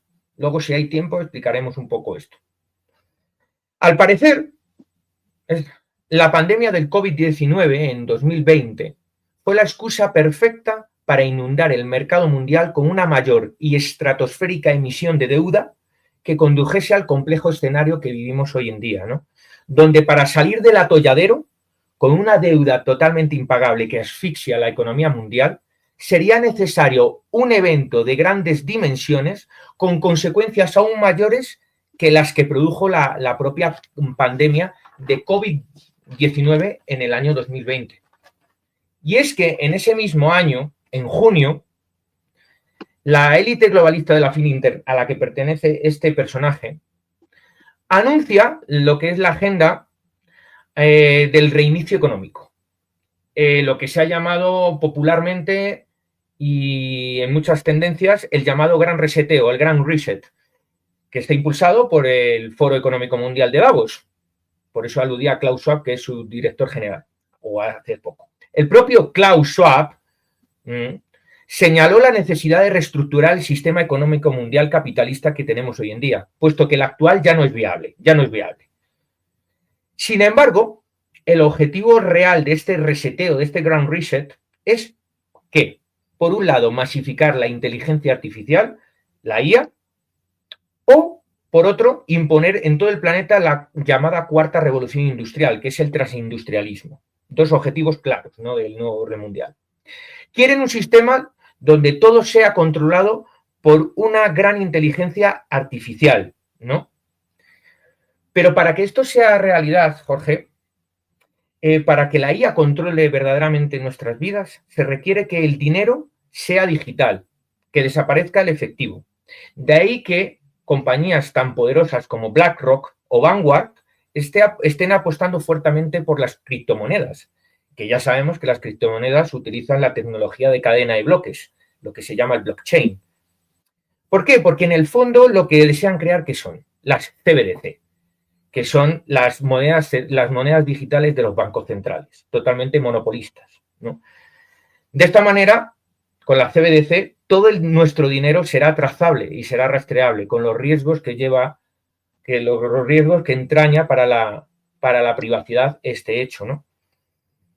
Con lo cual yo lo que veo es que lo que estamos viviendo con la guerra comercial arancelaria que ha desatado Trump es una demolición controlada del sistema, ¿no? La Fininter, como he dicho antes, lleva buscando este momento actual de ruptura desde los años 70 en que comenzó a desmantelar el capitalismo industrial, que es como se denominaba esa fase capitalista en aquel tiempo, ¿no? Para lo cual, pues ya hemos dicho que inundó Occidente de deuda, dando así inicio al predominio de un capitalismo diferente, que fue el capitalismo financiero, que viene adosado a él la sociedad postindustrial. La Fininter sabía que la emisión infinita de deuda, es decir, un crecimiento ilimitado, en un mundo que, sin embargo, tiene una serie de recursos naturales limitados, daría el traste no solo a la modalidad de capitalismo existente, sino también a conceptos tan importantes para el ciudadano común como puede ser la soberanía nacional, el propio Estado-nación y la democracia misma. Llevaría al colapso de este viejo orden para que inevitablemente tuviera lugar el nacimiento del que se proponen, del que hemos hablado antes, ¿no? De este transhumanismo, transindustrialismo, con un sistema oligárquico de tipo tecnocorporativista y sobre bases que van más allá del capitalismo, postcapitalismo. Sin embargo, la Fininter no previó la reacción ni el movimiento de la cura cardinalicia vaticana y de su internacional negro, que es la élite rival que le disputa la hegemonía en Occidente. Ahí vemos, bueno, ahora medio mundo tiene los ojos puestos en el Vaticano. Sí. Y en la Basílica de San Pedro, porque en unos días se empezará el conclave. El próximo viernes empieza. El próximo viernes. El miércoles 7 creo que empieza el conclave. El miércoles 7 y bueno, tienen ahí como 48 horas, ¿no? Para poder elegir hasta que no, creo que son algunos días más los que tiene 3-4 días, ¿no? 3-4 días, ¿no? Pero va a resultar muy interesante porque va a ser todo, va a resultar un termómetro que nos pueda dar una idea de cómo están las cosas, de quién tiene el poder actualmente en el Vaticano, si el Internacional Negro lo sigue ejerciendo o ha habido una penetración de la Finintern en el Vaticano. Lo que está claro es que el Internacional Negro es la élite rival alternativa en Occidente a la Finintern, ¿no? Y que le disputa su hegemonía. Fíjate que mientras estas dos élites están enfrentándose mutuamente, el proyecto civilizatorio beneficiado de este duelo fratricida entre élites occidentales podría ser el Datún chino, del que hemos hablado en nuestros programas de retazo, que hoy en día el Datún chino está dirigido por el clan de los dragones amarillos, ¿no? Cuya cabeza visible es el presidente nacionalista, aunque forma parte del Partido Comunista Chino, que es Xi Jinping, ¿no? Puede ser beneficiado el proyecto civilizatorio chino, pero en el caso en que la guerra comercial no derive en una guerra real. Pues paradójicamente este tipo de guerra emprendida por Estados Unidos contra una China que no se somete a las exigencias de compra de mayor deuda puede conducir finalmente pues, a un conflicto bélico en que de una forma paradójica la beneficiada sea la Finintern, al encontrar en este conflicto el evento catastrófico que la Finintern buscaba, ¿no?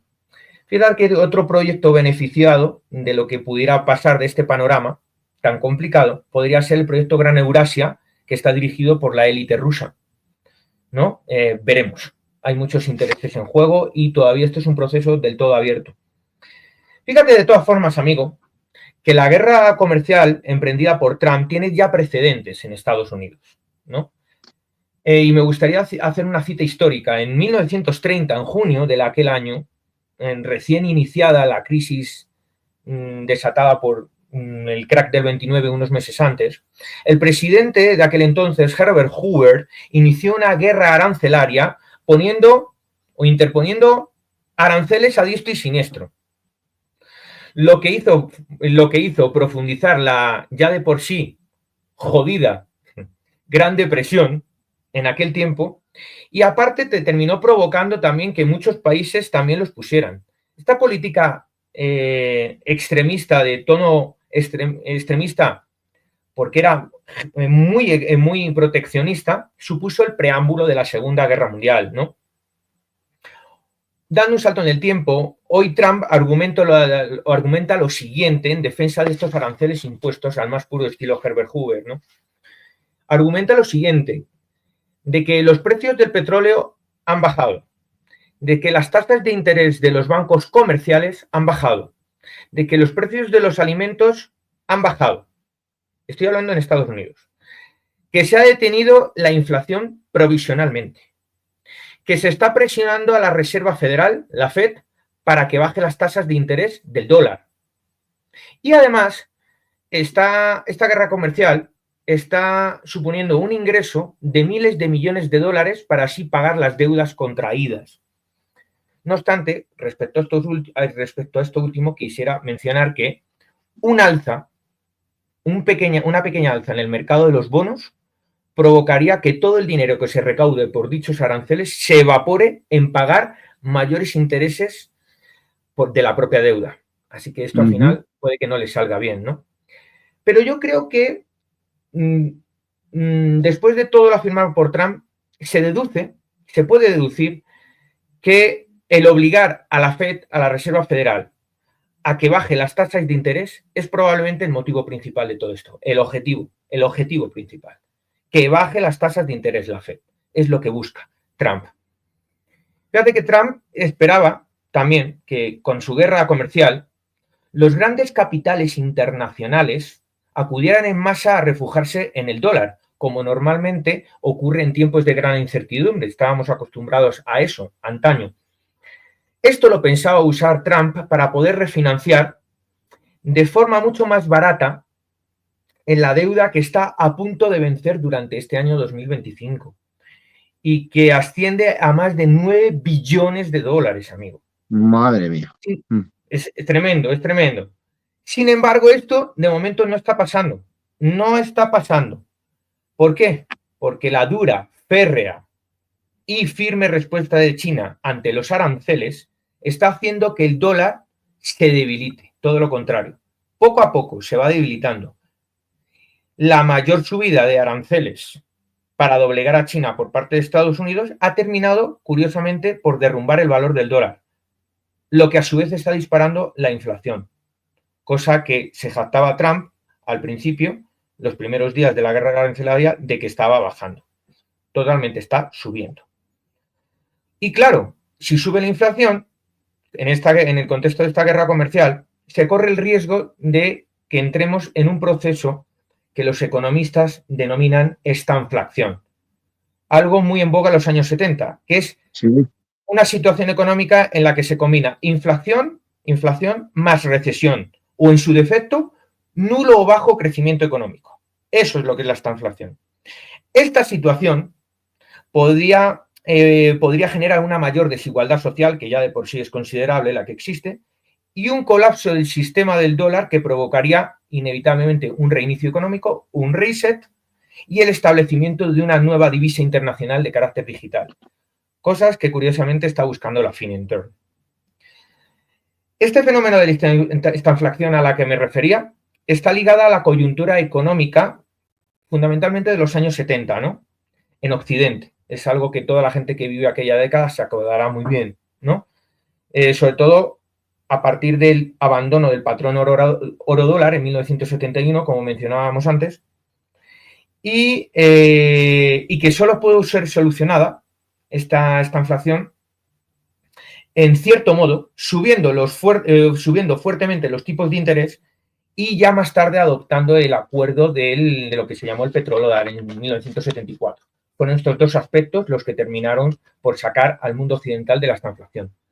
Sin embargo, si se subieran las tasas actualmente, si se subieran los tipos actualmente, pues esto provocaría que la burbuja de deuda actual explote, sepultando el sistema del dólar, con lo cual no se puede llevar a cabo. De hecho, en previsión a esto, por si acaso, los bancos de Estados Unidos están empezando a repatriar oro de forma masiva desde el extranjero. Por cierto, cosa que también está haciendo Alemania. Ya que tradicionalmente lo que vemos es lo siguiente, amigo. O sea, en términos económicos, para combatir la inflación, la receta capitalista siempre ha sido subir tasas, reduciendo así el crédito disponible. Y para combatir la recesión, se bajan esas mismas tasas para así facilitar la deuda y el crédito. Sin embargo, si se presenta inflación y recesión, si se presentan estas dos situaciones simultáneamente, los bancos centrales están atados de pies y manos. Con lo cual no se puede subir tipos de interés. Pero es que con respecto a lo del petrodólar, este tampoco puede ser ahora. O sea, las dos medidas que se llevaron a cabo en los años 70 para acabar con la estanflación, hoy en día no son aplicables. ¿Por qué no es aplicable el tema del petrodólar que terminó rescatando a la economía estadounidense y a la occidental?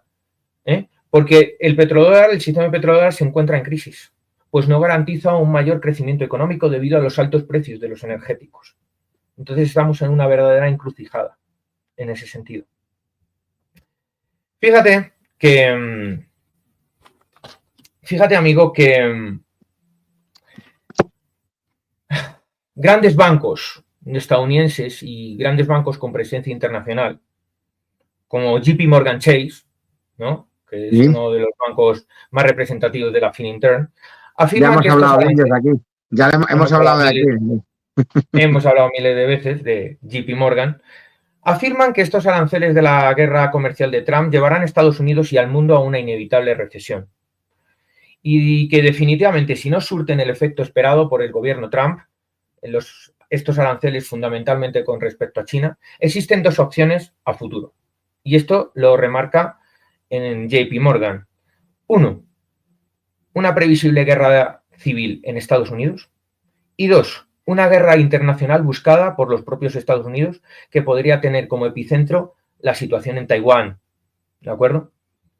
Fíjate, amigo, que la publicación propiedad de los Rothschild, de Economist, y bueno, nominalmente The Economist es de los Rothschild, pero está controlado The Economist por los cabalistas judíos, que tienen también como proyecto civilizatorio global el que se llama como Nueva Jerusalén, y que representan los intereses también de esa élite del neoimperio británico.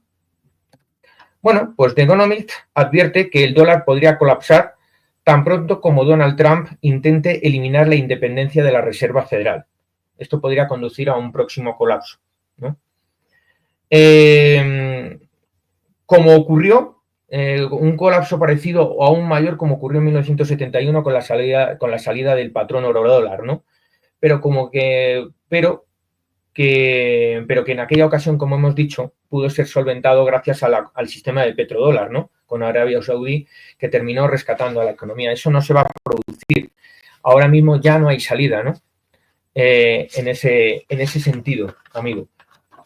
Con lo cual, toda esta exposición de datos que he hecho viene a colación de que yo, al igual que tu amigo, hemos visto que hay una serie de indicios que, nunca mejor dicho, inducen a pensar de que pueda pasar algo en los próximos meses.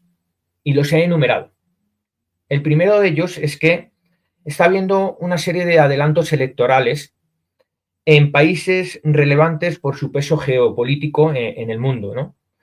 Hubo un adelanto electoral en Alemania, se celebraron elecciones en febrero, también en Japón en octubre pasado, y también en Canadá, recientemente el pasado fin de semana, que volvió a ganar el Partido Liberal. Son países con gran peso, ¿no?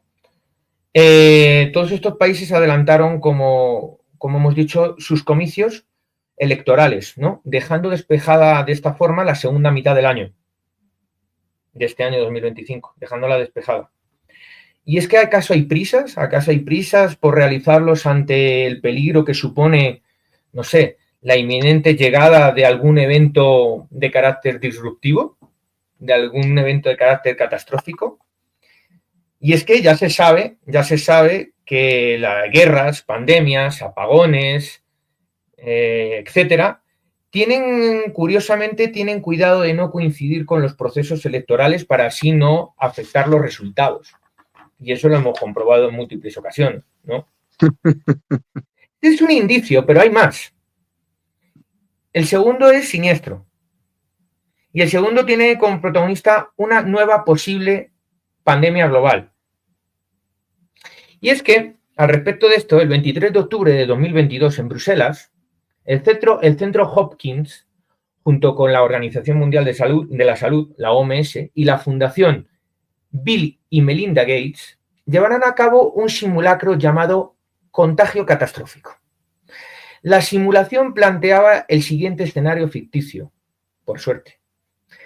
Atención a las fechas. Planteaba que en septiembre de 2025, un nuevo virus de tipo respiratorio hace su aparición en el país sudamericano de Guyana, la antigua Guayana inglesa o británica, el cual afecta con mayor prevalencia y virulencia a los más pequeños, es decir, a los niños, en vez de a los mayores o ancianos, como ocurrió con el COVID. Este virus se propagará poco después sin control, sin ningún tipo de control, por todo el globo. Amigo, esto fue un simulacro llevado a cabo por estas instituciones. A mí me da pavor meditar sobre este aspecto. Pero hay más todavía, hay más indicios, dos más, que hay que citar inevitablemente. Tercero, algo de lo que ya hemos hablado en otros momentos y en este programa de hoy hemos aludido, que es el posible estallido de una nueva guerra de tipo mundial. Y es que la Unión Europea, durante el pasado mes de marzo, ya hemos dicho que realiza un llamado a la ciudadanía para que reúna ese famoso kit de supervivencia de 72 horas ante el riesgo de una posible guerra contra Rusia, ¿no? Pero es que ya hubo antecedentes de esto. En el 2023, los gobiernos de Alemania y Austria recomendaron a sus ciudadanos la preparación de kits semejantes ante eventualidades catastróficas. Y el propio año pasado, el 2024, el gobierno sueco y también el francés se sumaron a esta iniciativa. O sea, ya lo llevamos mascando varios años. Ya hemos también señalado que entre las supuestas amenazas no solo se cuenta el conflicto bélico contra Rusia de Putin, sino también emergencias de tipo climático, ciberataques, guerras electrónicas, pandemias y apagones. Y esto viene a colación de estos 2 apagones que se han producido de forma muy sospechosa en los últimos meses. El primero de ellos tuvo lugar el 25 de febrero en Chile, un apagón masivo, dejando sin electricidad al país durante un día entero, colapsando toda la nación. Y el último de ellos en España, que has podido vivir tú, un apagón masivo en España, en Portugal y en el sur de Francia durante el pasado 28 de abril, que, como tú has relatado, ha resultado una verdadera catástrofe. En 20 horas incomunicados cuando el gobierno dijo 10 horas, efectivamente. De verdad, es intolerable, es intolerable. Está claro que ahí no es solamente la ineptitud del gobierno, sino que hay algo más. Esto viene de instancias superiores. Yo sospecho eso. Y si no, que la videoaudiencia se informe al respecto y verán cómo quizás coincidan con lo que nosotros, tú y yo, pensamos. Así que, por último, me gustaría citar el último indicio, que es el tema de las tasas de interés. Para mí es el indicio más importante, del cual ya he hablado antes, hace un ratito. Y es que Estados Unidos, amigo, enfrenta en este 2025 vencimientos de deuda por un valor de más de 9 billones de dólares. Es decir, necesita refinanciar bonos del Tesoro que equivalen a la cuarta parte de toda la deuda que Estados Unidos tiene, que son 36 billones de dólares. Billones con B de dólares.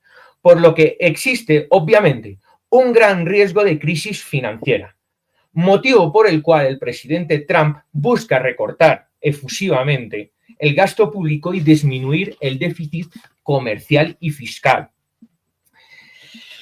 Sin embargo, la única y verdadera forma de refinanciar la citada deuda sin irse a la quiebra es bajando las tasas de interés hasta el 0%. Cuando en 2020 se desarrolló la pandemia de COVID-19, las tasas de interés bajaron al 0%, pero luego volvieron a subir a medida que se disparaba la inflación por motivo de la descontrolada y gigantesca emisión de deuda para hacer así frente a la crisis económica generada por la propia pandemia. Por lo que para que bajen de nuevo las tasas de interés al 0%, se requiere que ocurra un evento que tenga el mismo impacto que tuvo la pandemia en 2020.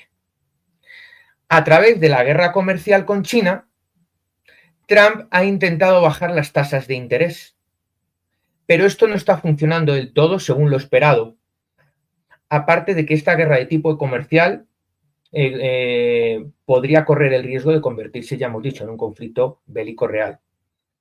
A fin de cuentas, parece ser que se necesita un evento de gran magnitud, ¿no? Por lo que la élite occidental, rival de la Finintern, el internacional negro del que ya hemos hablado, al saber los planes que tiene la Finintern de llevar a cabo un evento catastrófico y también para evitar el triunfo de su proyecto civilizatorio con la implantación de la Agenda 2030, entre otras cosas, el Internacional Negro empezó comenzó a mover sus cartas, ¿no? A usar sus cartas y a mover sus fichas a su alcance. Y el triunfo de Trump en Estados Unidos es una de las fichas que ha tenido a su alcance, ¿no? Con lo cual, la cabeza visible de Internacional Negro en Norteamérica, Trump, ha decidido que para hacer frente al problema de la deuda generada por la Finintern, pues debido a lo que hemos dicho, a la que es totalmente desmesurada, sobre todo a partir de la caída del banco de inversión Lehman Brothers en 2008 y que dio comienzo a la gran recesión y después alimentada luego por la crisis sanitaria del COVID, ¿qué propone? Pues propone también bajar los tipos de interés al 0%, Trump. Pero a diferencia de la Finintern, que piensa hacerlo a través de un evento catastrófico, como hemos dicho, pretende hacerlo presionando al resto de países para que compren mayor deuda estadounidense. Y mediante amenazas a quien no quiera hacerlo. ¿Amenazas con qué? Con el inicio de una guerra comercial arancelaria. Los países que no transijan serán castigados con elevados aranceles, como le ha pasado a China, mientras los que se pliegan a las nuevas exigencias serán recompensados con aranceles más bajos y por ende mucho más suaves. Y es que esto ha trastocado un poquito todo, amigo, porque no se esperaba que China, quien en la citada gran recesión de 2008 rescató a Estados Unidos de la crisis financiera, se opusiese, puesto que Estados Unidos quería que China comprase más deuda, que triplicase sus tendencias en bonos. Todo lo contrario, no solo no se ha doblegado a las nuevas exigencias, sino que además el gigante asiático, que no está dispuesto a sufrir las consecuencias de los aranceles altos, ha contraatacado duramente con aranceles casi recíprocos. Fíjate, amigo, que China, tranquilo que ya vamos terminando, China no quiere comprar más deuda estadounidense porque sabe que es el momento histórico apropiado para propulsar su propio proyecto civilizatorio, que hemos ya hablado, que es el Datún. ¿Por qué? Porque sabe que ahora los proyectos de las élites occidentales están en crisis y en pugna entre ellos, así que es el momento excelente para impulsar el suyo. De esta forma, China quiere ver colapsar el sistema financiero internacional basado en el dólar. Este imprevisto de que China no se ha doblegado ha descalabrado por el momento el plan del Internacional Negro para hacer frente a la crisis de la deuda, ¿no? Por lo que realmente esto hace que la Finintern, que es su gran rival, puede que vea el camino expedito para así implementar finalmente su propio plan y hacer triunfar su proyecto civilizatorio, que es el de Nueva Babilonia.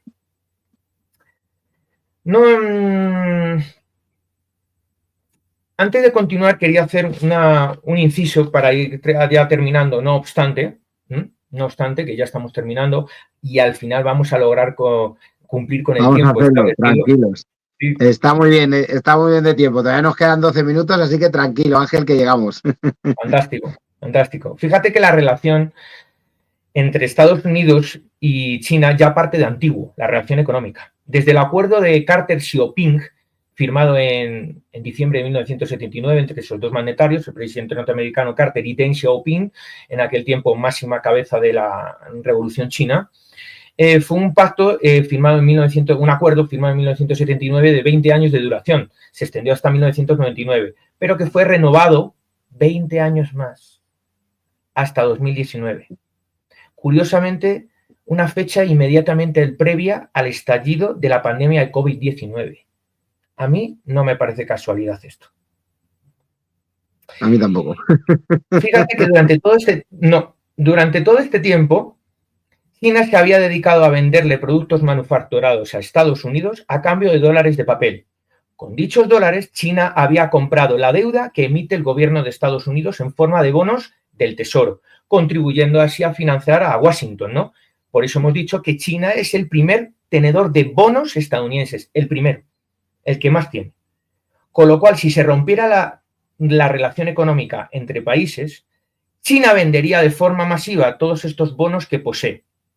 Si eso ocurre, se generaría una crisis brutal en el mercado de bonos, enviando a la quiebra a infinidad de bancos estadounidenses y cayendo estrepitosamente los mercados, lo cual también acarrearía una reacción en cadena a nivel global. Fíjate que ya el año pasado, en 2024, y hablamos de esto en nuestros 2 programas de perspectivas para ese año, pertenecientes a este espacio, en Crónica 21 también, de que el año pasado vimos quiebras de los bancos regionales estadounidenses como el Silicon Valley, ¿no? Una crisis producida por el desplome del mercado de bonos. Sin embargo, en ese momento el gobierno estadounidense tuvo un margen de maniobra para el rescate bancario de dichos bancos regionales. Sin embargo, si ahora todos los países vendieran o se deshicieran de los bonos que tienen del gobierno de Estados Unidos, la crisis bancaria de 2024 que vimos el año pasado sería una broma comparada con este tremebundo escenario. Fíjate que, no obstante, algunos países aliados como Canadá, por eso Estados Unidos ya le ha dado un toque de atención y ha habido fricciones entre los gobiernos, Canadá amenazó con vender una parte significativa de estos bonos precisamente en respuesta a los aranceles impuestos por Trump, ¿no? Fíjate qué curioso.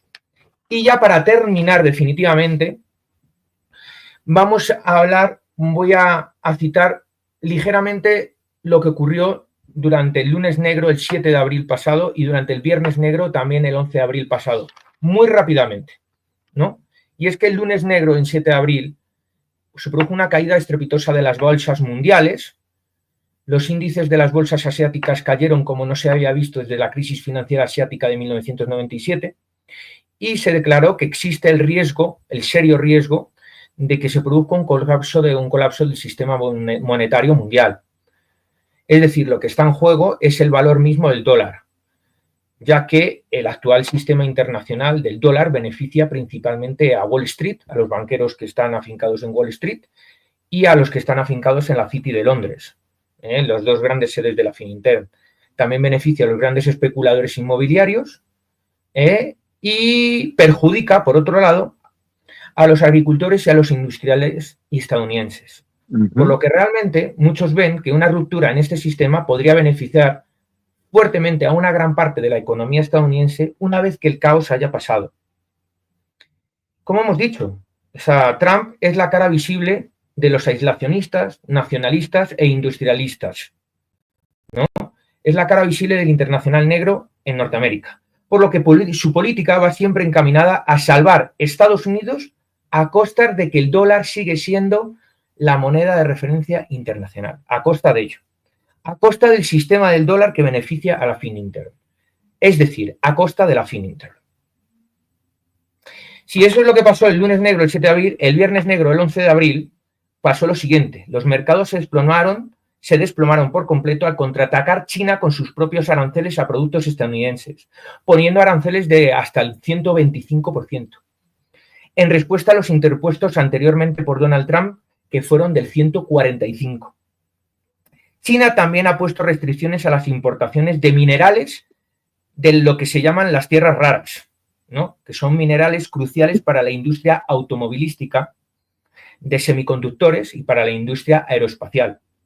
Estos minerales, que ahí los vemos, son indispensables para los productos de alta tecnología hoy en día, como baterías, energías renovables, armas e incluso dispositivos médicos. Este punto es el más crítico de todos, pues la propia China incluso pudiera suspender su exportación, directamente suspenderla, para luego imponer nuevos controles.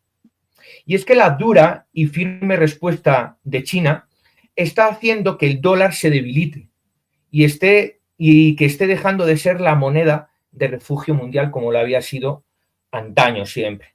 Se está hoy en día experimentando una peligrosa combinación de factores, que son: 1, el desplome del dólar; 2, el desplome de los mercados bursátiles; y 3, el desplome de mercados el desplome del mercado de bonos estadounidenses.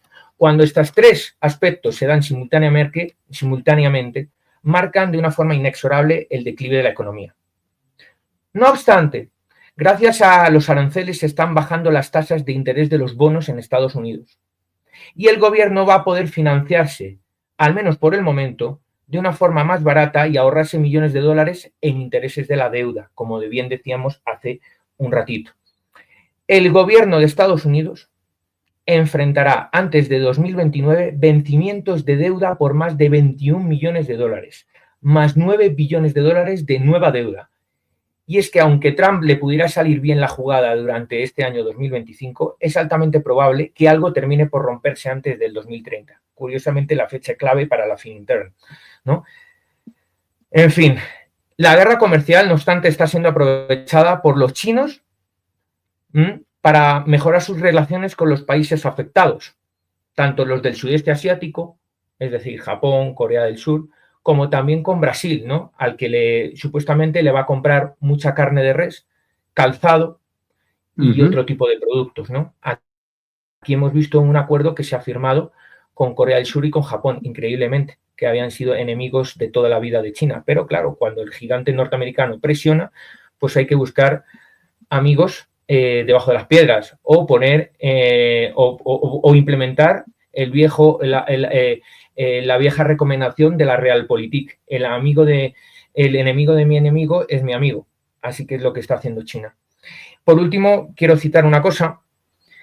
Hubo otro día muy negro, y con esto terminamos, que fue el miércoles día 16 de abril, en que Estados Unidos contraataca a China y sube los aranceles efectivamente al 145%.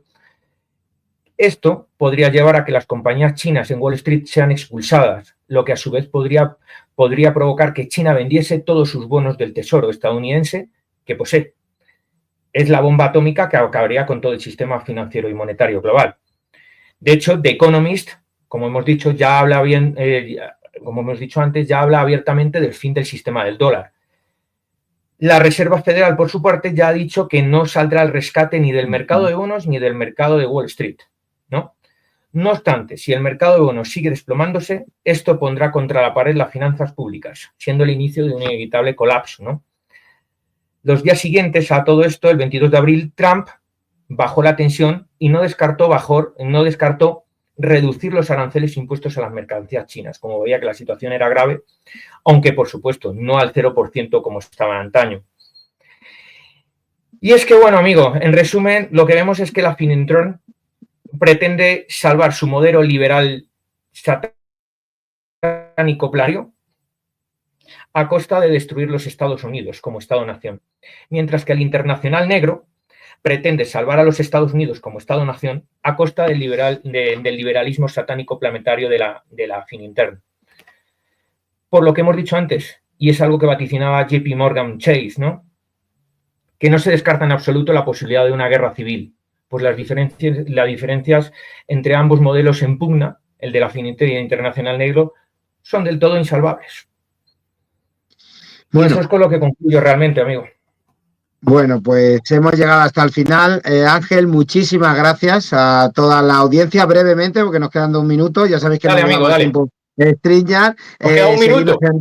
En redes sociales, vamos deprisa, pero nos da tiempo. Seguirnos a través de Twitter, @crónica21. Repito, @crónica21. También a nuestro gran historiador y amigo Ángel Virén en Twitter, @Virén84, repito, @Virén84, y por supuesto a nuestro canal de Aurisco, Aurisco Channel en YouTube, en Aurisco_Channel. Seguirnos, suscribiros, ahí lo tenéis también a través de las redes sociales, a través de Twitter, @Aurisco Channel.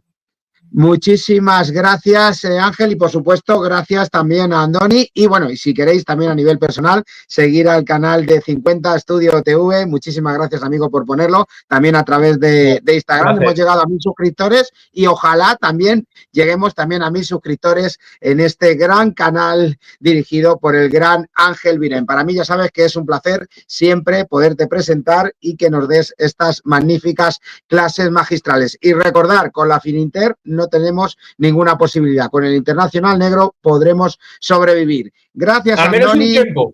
Aunque sea un tiempecito corto. Gracias, Andoni. Gracias, Ángel. Gracias a toda nuestra audiencia en Colombia, en Latinoamérica, en España y en todo el planeta. Muchísimas gracias. Un saludo y hasta el próximo vídeo. Hasta el próximo. Un afectuoso saludo.